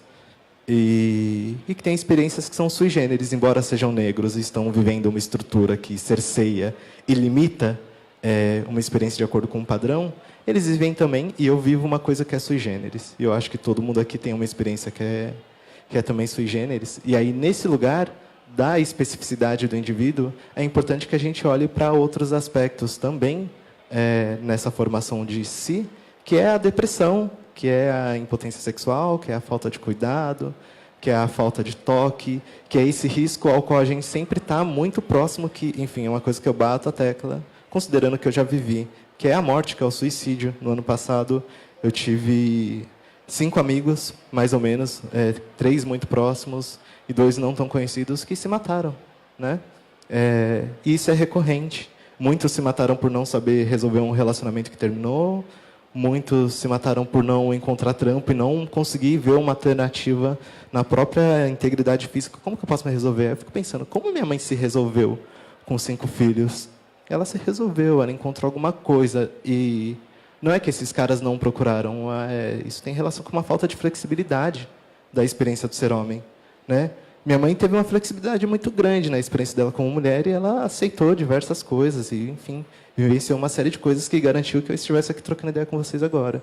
Esses amigos não conseguiram pensar a experiência deles dentro de um campo de flexibilidade que faz com que eles tenham mais possibilidades de se recolocar no mercado ou se recolocar numa relação ou de si falar, pô, eu vou me deixar reconstruir.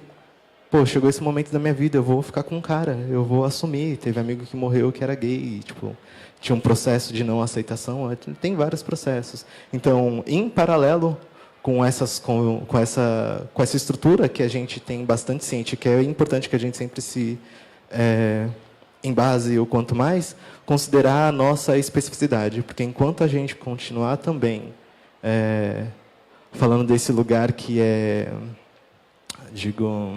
desse lugar que é comum no sentido de ser genérico, a gente não vai tocar os nossos problemas. Eu não sei quem aqui nessa sala está com depressão. Eu não sei quem aqui veio procurar essa conversa com alguma aflição. Pô, eu tenho que ir lá porque eu estou com um comichão. É preciso que a gente olhe para isso. Então, pensar essa virilidade, essa vitalidade e tentar encontrar grupos que vitalizem a gente. E força a gente tem mesmo. E canalizar isso para um lugar que nos mantenha vivo. E o melhor lugar para isso são os lugares onde rolam diálogos. E o diálogo ele é físico, é dançado, o diálogo ele é massageado, o diálogo ele é falado também, e é isso daí. Eu gostei muito desse tema que você trouxe, né? Até porque o livro ele está muito baseado, muitos contos, justamente sobre isso que eu chamo de uma repressão emocional, né? Como nós, como homens, nós vivemos nos reprimindo dessa forma.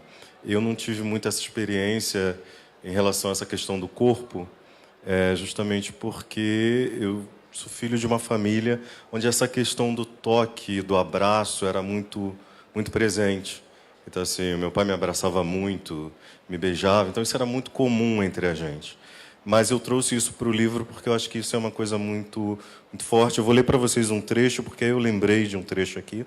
É um conto que se chama Festa, e esse conto já é um senhor, ele tem mais de 50 anos, e ele tem um filho que já é um adolescente, ele ama esse filho, e ele é uma pulsão de afeto. Então ele ama a esposa, ele ama o filho, ele cuida dos pais, ele é extremamente sensível e extremamente presente. Só que ele tem um amigo, e ele não consegue expressar para esse amigo esse sentimento que ele tem. Porque ele acha que se ele expressar, ele vai ser apontado e vai ser acusado de não ser homem ou de não ser macho, enfim. Então, vou ler um trechinho aqui para vocês.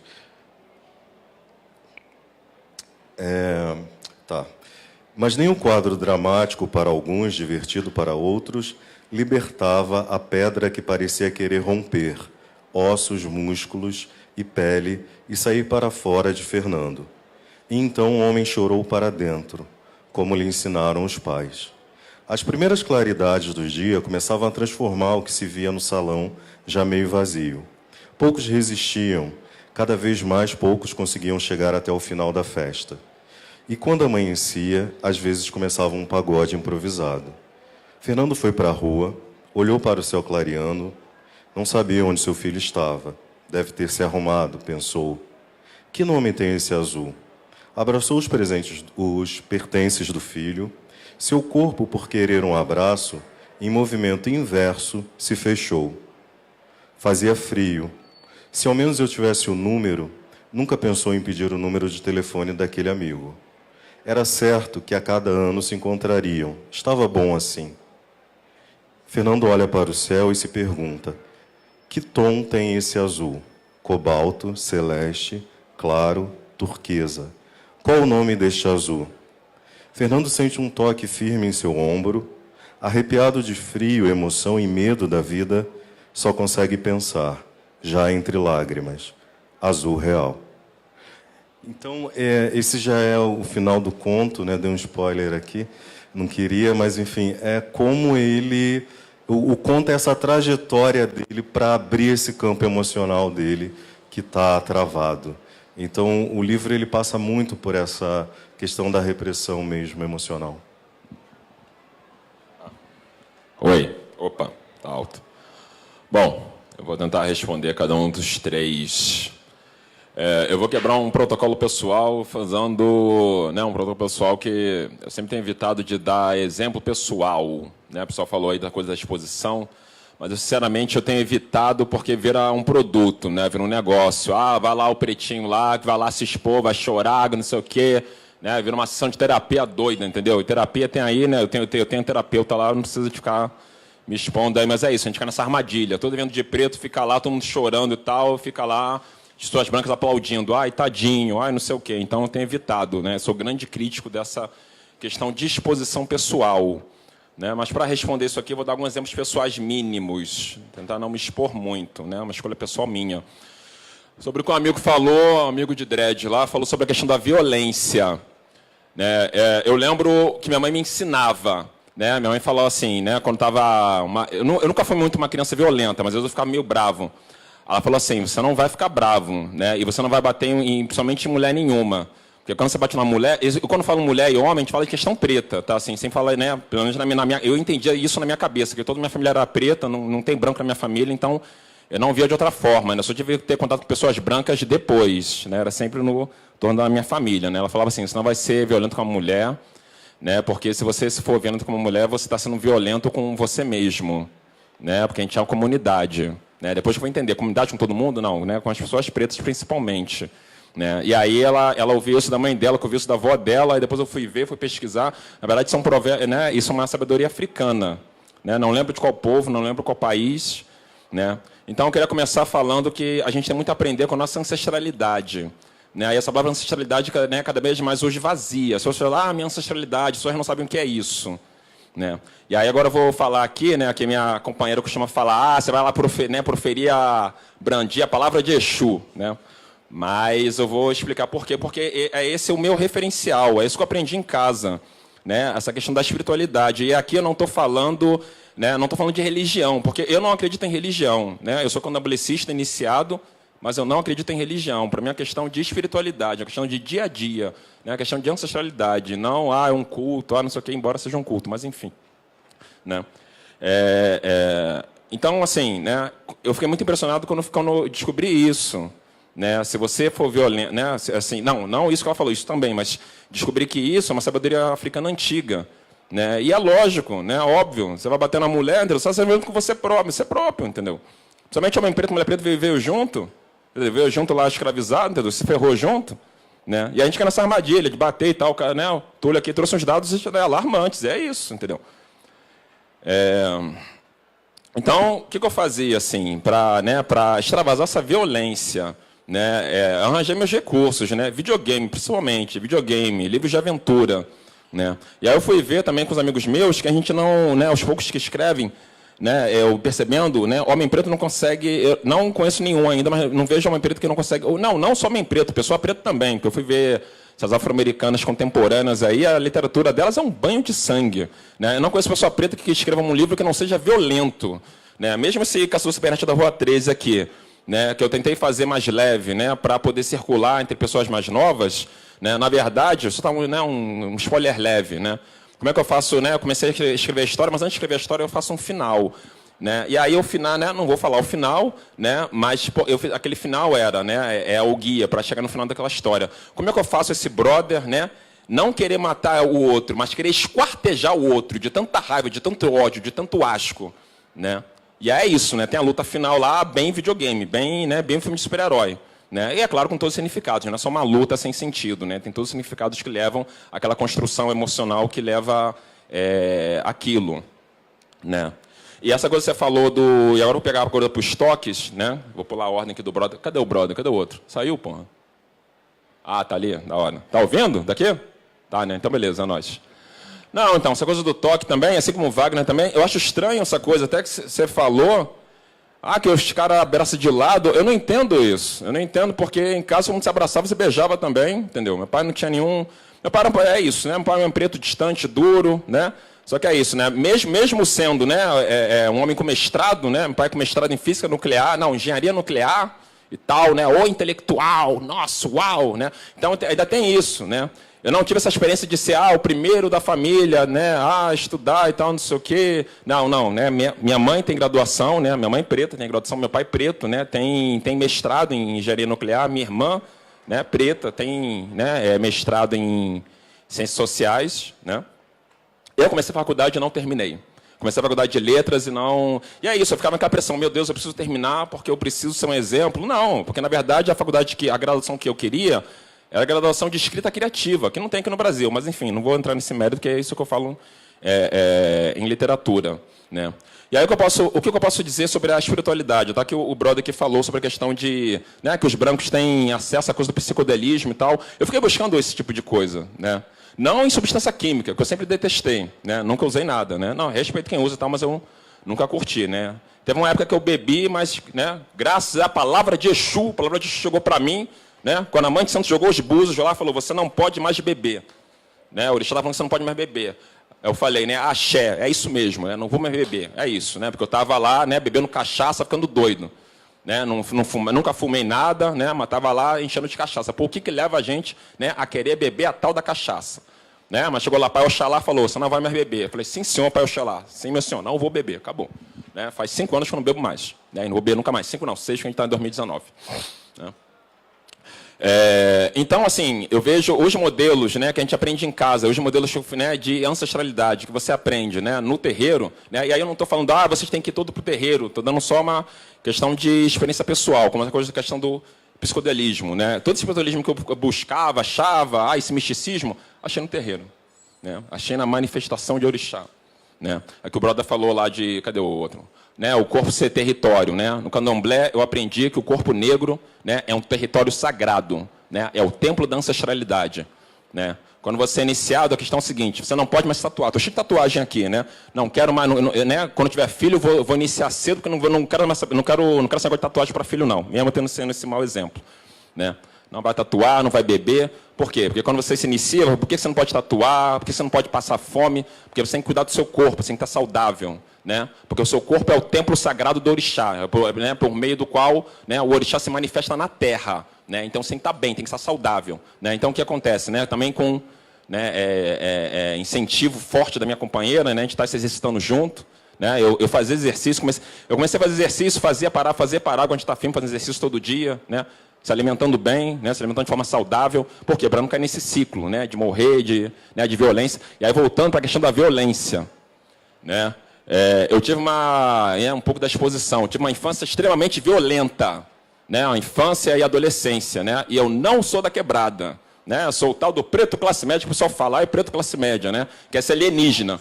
O preto classe média, meu Deus, privilegiado. Eu quero saber que privilégio é esse, tomar porrada na escola todo dia. Que é isso, quando sai da escola de branco, você toma porrada todo dia. Entendeu? Quando eu e minha companheira tiver filho, eu não sei como é que vai ser, porque é isso, né? Tem que dar um ensino de qualidade, mas eu não vou botar em escola de branco. Não queria falar esse termo, mas é verdade.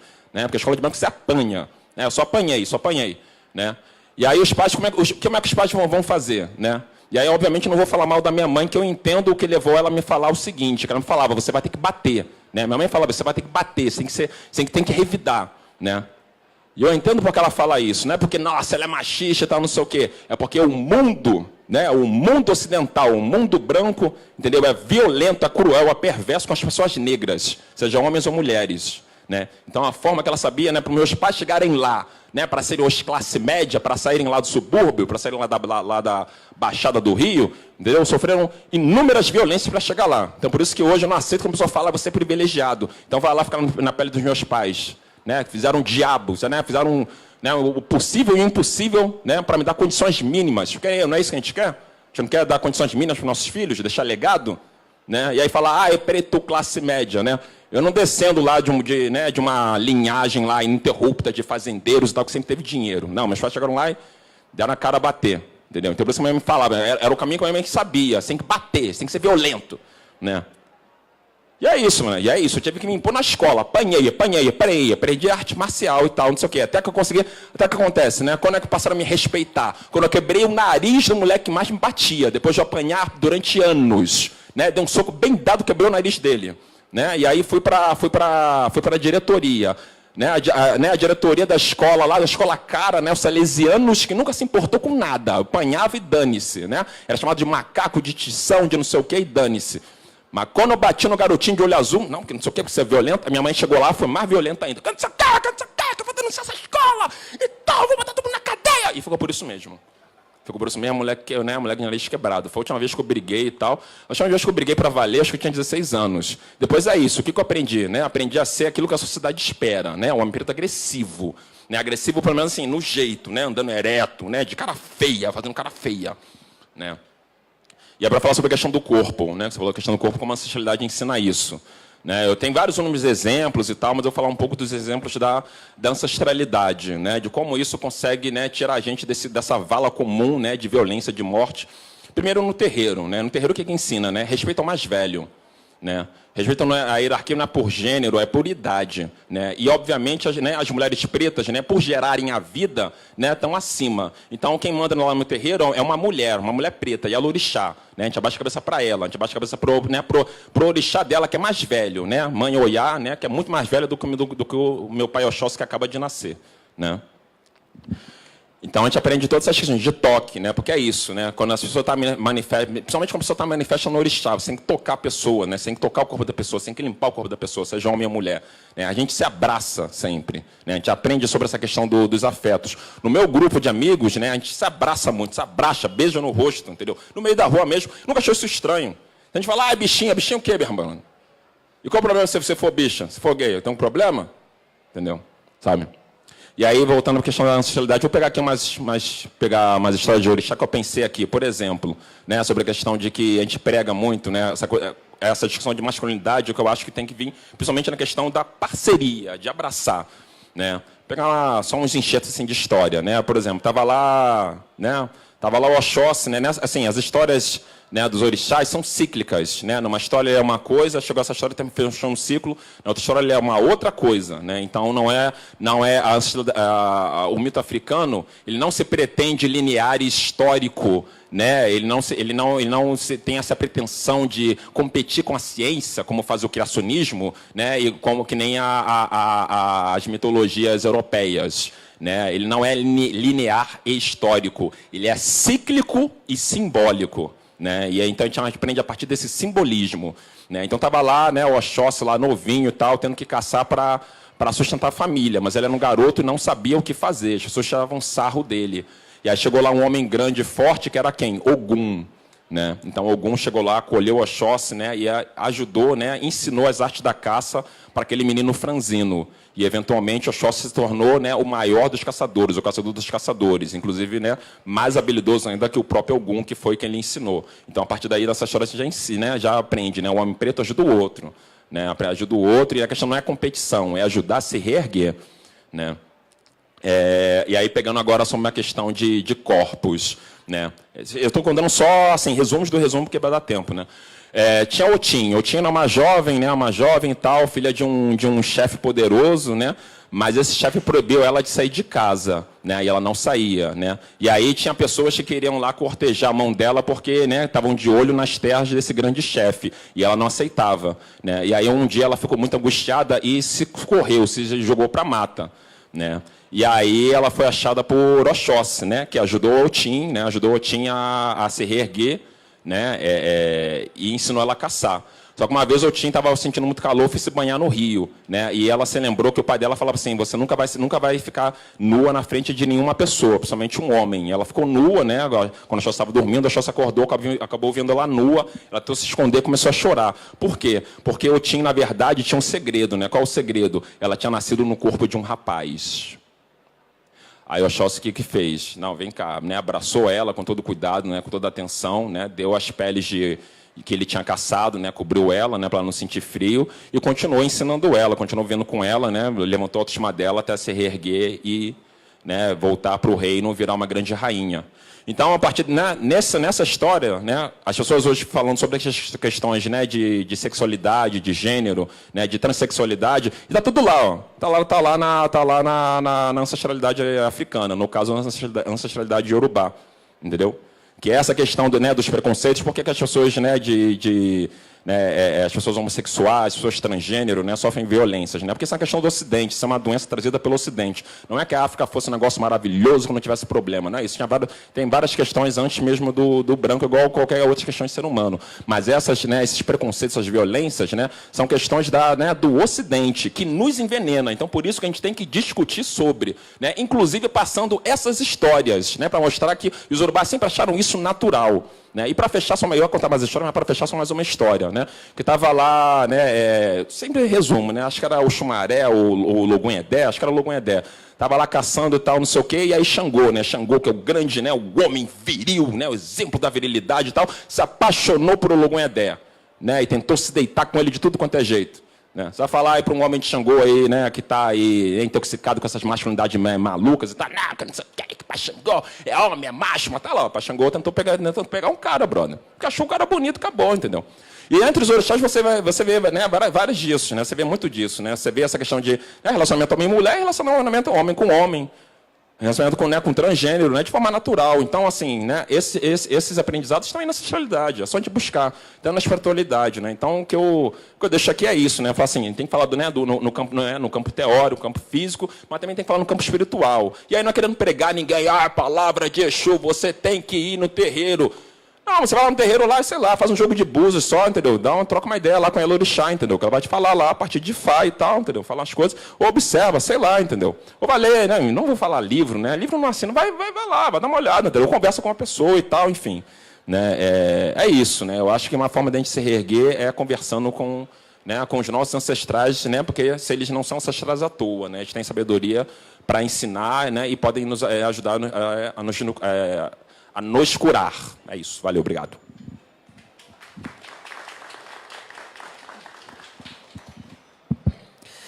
Vou tentar ser mais rápido. Vamos lá. Eu vou falar de duas coisas pelas perguntas. Primeiro, da violência. Eu vou acabar me repetindo, né? Mas, enfim, eu acho que vale a pena falar assim. Violência é linguagem. E violência é uma linguagem de uma civilização. Eu gosto da sua pergunta porque, muitas vezes, inclusive nos debates de masculinidades, a gente vai discutir violência e pensar só no ponto de vista individual. O indivíduo é a manifestação de algo maior, quando essa violência ela se enxerga como um caminho para responder questões. Muitas vezes de tirar a cabeça, aflições, sentimentos. O suicídio, né, uma violência contra si, o atentado contra a sua vida, a agressão no bar, na escola, a agressão dentro de casa, enfim, é uma linguagem. É uma linguagem que... eu gosto muito de trazer o exemplo para pensar, né, essa civilização europeia, eurocêntrica, de tradição grega, etc., que é uma história que eles roubaram, na real, né, da Mesopotâmia. A epopeia de Gilgamesh, que é tida como o primeiro registro da construção de masculinidades que seria a base do patriarcado, né? O que o Gilgamesh faz também, reduzindo muito? O Gilgamesh, basicamente, 4.000 de Cristo, ele basicamente é um homem que sai para uma aventura, resolve lá as paradas dos conflitos, volta, encontra sua mulher, concubina, etc., né, se diverte com ela, descansa, acorda e grava em pedra tudo que fez. E essa é a base do patriarcado em relação ao que é ser um homem.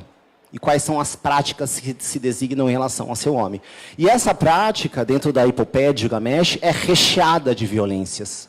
A violência não da ação dele quanto um indivíduo. O indivíduo não existe esse conceito. É o sujeito. Sujeito que passa por obstáculos e tem que violentamente transpassar esses obstáculos. Violência do retorno em relação a alguém que tem que esperar por ele e, ao mesmo tempo, satisfazê-lo. Violência da história que ele grava e que só ele está contando. Porque é o ponto de vista dele que importa. Não importa de quem estava lá ou de as pessoas que foram derrotadas no caminho, etc. e tal. E a violência com uma linguagem de um projeto civilizacional patriarcal, grego, romano, católico, cristão, eurocêntrico, supremacista, branco, colonialista, é a que nos impele hoje, no momento onde eu, como um homem, não sei resolver minhas questões, não consigo conectar essa fragmentação que existe entre quem eu sou, o que eu quero ser, o que eu desejo, o que eu penso, e me mato. Ou agrido. Ou realizo uma violência, enfim, e vou reproduzindo isso. Então, a violência, eu acho, assim, a gente tem que discutir muito sobre violência, e enquanto uma linguagem que é estruturalmente colocada. Né? A violência não vai se resolver como a galera, inclusive branca da paz, da Vila Madalena, gosta de achar que vai resolver com um abraço. Né? Você já abraçou hoje? né? A violência, ela vai além. Ela está na linguagem, ela está no nosso olhar. Ela está na forma como os corpos, inclusive os corpos negros, são tratados no espaço onde violências, né, dão uma nota de como essas existências vão acontecer. Então, eu acho, enfim, ela é a linguagem, ela não necessariamente vai ser compreendida por sujeitos, né, sujeitos buscando serem indivíduos, mas ela é um caminho, invariavelmente, para a gente discutir. Na questão da violência, que eu também acho interessante, e muito provocado pela fala do Felinto, mas também pela pergunta, esqueci seu nome, queridão. Qual é o seu nome mesmo? Liu. Várias conversas, debates a gente já teve. Essa violência, ela também vai ser exposta, deglutinada e refletida e debatida também em várias camadas. Seja pela experiência que você tem como sujeito, por exemplo, o sujeito negro de classe média, né, essa roda contém, viu? Eles existem. Né? Homens pretos de classe média, eles estão aqui. Né? Eles existem, estão aqui, está tudo bem. Inclusive, eu tenho certeza que muitos que estão aqui na plateia também são negros de classe média. Afinal, o que negros estão fazendo numa livraria sexta-feira à noite, num dia de calor? Isso tem a ver com formação de repertório, isso tem a ver com lugares de cultura, isso tem a ver com lugares e escolhas que vocês fizeram para estar aqui. E isso também designa classe. Classe não é só quanto dinheiro você tem no conta. Inclusive, eu tenho certeza que muitos negros de classe média nem dinheiro em conta estão tendo. Porque classe também está... Né, mas isso é conversa para um outro fórum. Mas, invariavelmente, a experiência dessa violência ela também vai ser diferente em várias camadas. Né? No colégio, na rua, nas experiências afetivas, na relação com os amigos, neste lugar que você se percebe, aí colocando, né, o lugar do negro de classe média, onde você se enxerga cercado de brancos por todos os lados. Né? E o que significa isso? E quando, mesmo diante dessa situação, você ouve algumas frases que eu adoro, que são muito boas para pensar, como a frase que o KLJ sempre diz, que é: você vive em território inimigo. Significa você construindo a sua vida, sua trajetória, seus desejos, seus anseios, se deparando com uma frase dessa, absorvendo uma frase dessa, pensando, você vive em território inimigo. O pânico, o get out, né? Enfim. E aí eu passo, acho que é um ponto, e aí eu passo para a questão dos afetos, que eu acho que é onde, inclusive, entra, para mim, uma das questões fundamentais, entre várias, mas uma das questões fundamentais para falarmos de nós mesmos em masculinidades pretas. Tem dois caras. Um que eu amo muito, outro que eu conheço pouco, mas gosto de tabela por esse cara que eu amo muito. O cara que eu amo muito se chama William Edgar Bulgord Du Bois. Du Bois, primeiro sociólogo preto dos Estados Unidos, um dos maiores intelectuais da história, ponto. É o cara que... até dando uma canja, né, para os intelectuais brancos da civilização, mas se você pensar no panteão que forma o que é a construção do pensamento moderno, né, você tem Hegel, você tem Beethoven, você tem Goethe e você tem Du Bois. Alguns anos depois, num outro lugar, mas Du Bois. Du Bois ele é o intelectual fundamental para pensar questões de modernidade. E o Du Bois, em 1903, escreveu um livro chamado The Souls of the Black Folks, As Almas da Gente Preta, da Gente Negra. E é um livro maravilhoso, leia assim, um arrepio, é um livro lindo, lindo, lindo, lindo, lindo, lindo. Mas uma coisa que está escrito nesse livro, e o motivo desse livro é uma das coisas que mais me toca. Primeiro motivo, Du Bois é o primeiro homem preto formado em Harvard, com doutorado. Né? Não é pouca coisa. Formado em 1892, alguma coisa assim. Uma universidade que já era centenária, né? A Universidade de Harvard. Primeiro preto doutor. Mas isso é acadêmico, isso importa muito. E como preto doutor, ele atingiu uma condição, num contexto de um país como é aquele lá, né? Legalmente segregado, diferente do nosso aqui, que é ilegalmente segregado, onde ele tinha algumas possibilidades, mas não tinham todas. Em 1902, ele tem a sua filha, na verdade, está com 2 anos de idade, 2 ou 3 anos de idade, é acometida por uma doença, e ele vai tentar levar essa criança para ser tratada, e o único médico que poderia tratar a doença da criança onde ele estava morando era um médico branco. E aí ele não pôde ser atendido, porque médicos brancos não atendem pessoas negras. Então, o primeiro doutor de Harvard, perde a sua filha com 2, 3 anos de idade, porque ele não pode ter ela atendida, mesmo na condição social onde ele estava. Por isso, né, homens de classe média, cuidado com esse discurso da classe. Né? Não pôde ser atendida porque ele era um homem negro. E aí ele escreve o livro nesse mood, para usar um termo, né, que a galera usa, vibe, mood. Nessa vibe, a vibe do Souls of the Black Folks é a morte da filha dele de 2 anos. Um homem que é o primeiro doutor em Harvard, mas que não conseguiu dar o básico, ou a condição, né, que na verdade ele é vítima de um contexto estrutural. E dentro desse livro, que é um livro que ele tem, esqueci agora o número de capítulos, acho que são 10 ou 13 ou 15. Todo começo de capítulo, ele põe um spirit. Spirit são as músicas que os escravos entoavam nas plantações, etc. e tal. Justamente para retomar o sentido do mourning, né? O sentido daquele sofrimento cantado, exposto, anunciado. Du Bois está fazendo isso antes do Lacan. Quem estuda psicanálise sabe a importância da enunciação como forma de cura e de reflexão, enfim. Ele está enunciando os spirits e cada capítulo ele vai discorrer alguma coisa. Nesse livro, por exemplo, tem um dos maiores conceitos fundamentais para discutir a questão racial, que é a consciência dupla. Né? Depois, lá em Fanon, a gente vai ver isso desmembrado de outra maneira. Mas tem um momento especial no capítulo 12, que ele fala de um outro brother, que é o Alexander Crummell, que é um cara também do século XIX, um preto, também que lutava pelo abolicionismo, etc. e tal. E ele fala sobre as 3 tentações que o Crummell fala que nós, negros, em especial homens negros, deveríamos fugir. Porque a realidade do racismo impõe, enquanto civilização para nós, a tentação da dúvida, a tentação do medo e a tentação do desespero. E esses são afetos, para mim, fundamentais para discutir a nossa condição de homens negros numa realidade que é colonialista, supremacista branca, patriarcal, onde esses corpos e essas vidas negras são entendidas de maneira completamente pejorativa, mesmo que incluída ou inserida ou plotada, né, de algumas vantagens, de algumas possibilidades, mas que não conta na matemática, para trazer de novo, né, uma perspectiva eurocêntrica, né, a conta não fecha. Né, porque, invariavelmente, nesse peso, a dúvida, o medo, o desespero, eles estão a todo momento saltando todas as possibilidades de ação de si e com o outro que nós, homens negros, temos em relação à vida, à experiência, à sociedade que a gente vive. Né? Se não é um, é o outro. Se não é todos, é mais um pouco. Mas, invariavelmente, são tentações que a gente tem que estar, enfim, tem que estar a par, tem que estar ligado, tem que estar aceso. E falar sobre afetos é uma forma de transcender essas questões. Né? A Bell Hooks, por exemplo, todo mundo adora Bell Hooks, eu adoro a Bell Hooks. Quando ela fala no livro We Real Cool, que é o livro dela, onde ela compila todas... Que a Bell Hooks ela vai falando de masculinidades em vários textos. Né?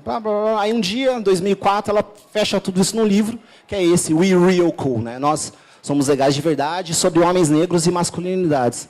Quando a Bell Hooks vai falar sobre uma ética do cuidado, ela está falando exatamente sobre virar a chave desses afetos.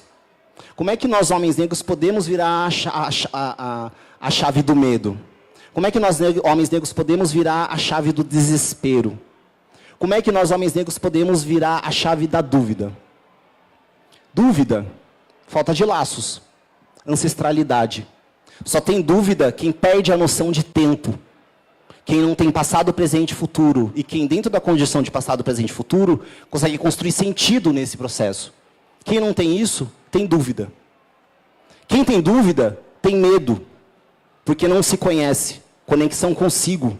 O olhar externo do outro, ou aquele espelho do eles, não o texto em si, mas essa projeção externa, tem medo quem não se conhece. Tem medo quem não se conecta. E, consequentemente, tem desespero. A ação diante de tudo isso. Porque nós somos humanos. E nós agimos em relação a isso. Nós vivemos em relação às nossas reações à vida. Tanto como animais, né? Mamíferos, cordados, homo sapiens, quanto humanos, de fato, que se constituem, enfim. Então, o desespero, ele se torna uma ação para fora, uma ação para dentro, de indivíduos que estão desconectados, fragmentados, decepcionados, frustrados, e que, consequentemente... Aí eu volto para o começo da minha fala. É um saco falar sobre isso. É um saco falar sobre isso. Não é, eu acho que tanto o Cabral quanto o Marquinhos colocaram muito bem. Não é confortante, não é um abraço, mas é afeto. Você virar para um irmão preto e falar, cara, você está vacilando. Isso é afeto com ele, com a vida dele, com a vida das pessoas que estão em torno dele, com as vidas que ele está impactando, com você, com nós. Enfim, acho que afeto é uma das coisas fundamentais. E dentro da questão do afeto, aí só para terminar, mas acho que é uma que tem a ver, acho legal você falar de ancestralidade, que acho que acaba conversando com isso. Assim, essa mesa está meio batida, né? Eu também tenho uma experiência, meu pai está aqui.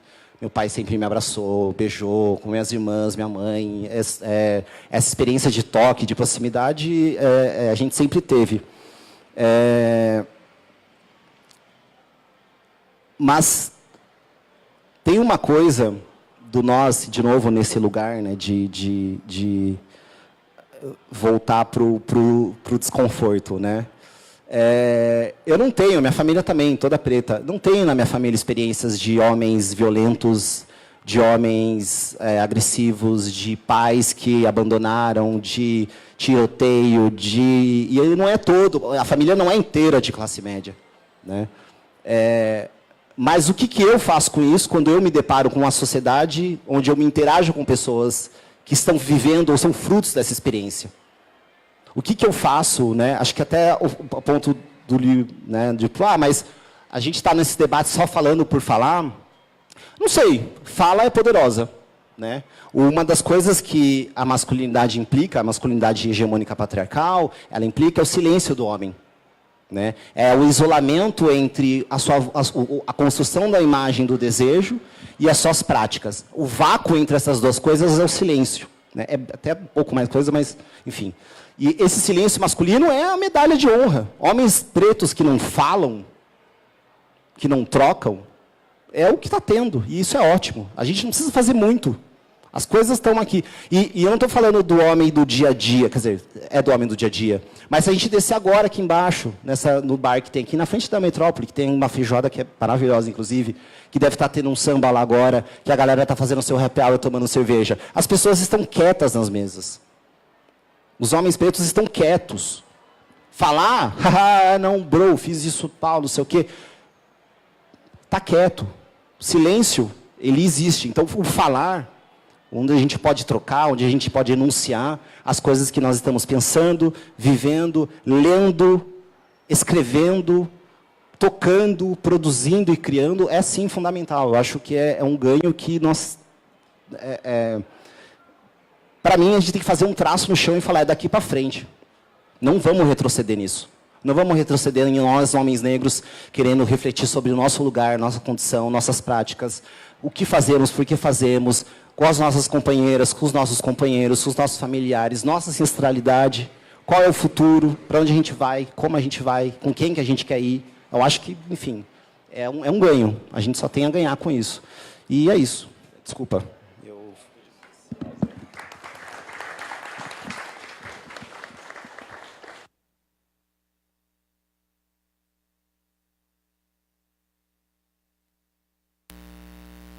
Pergunta, mais alguém?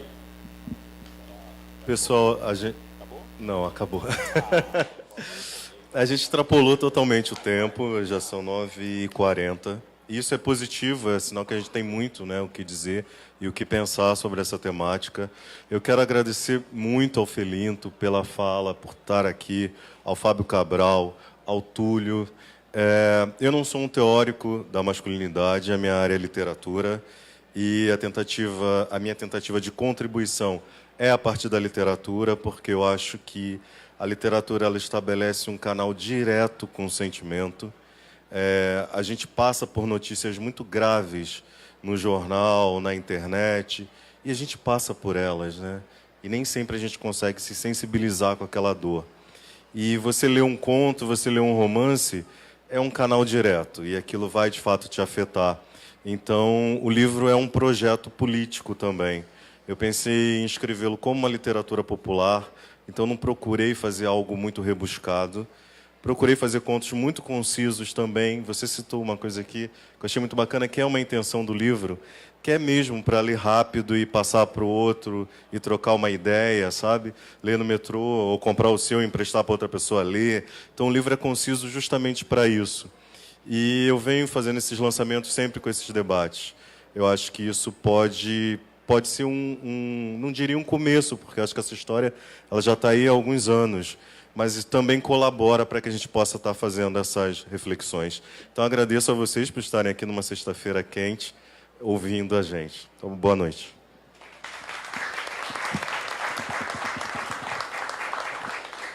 Só fazer um último adendo.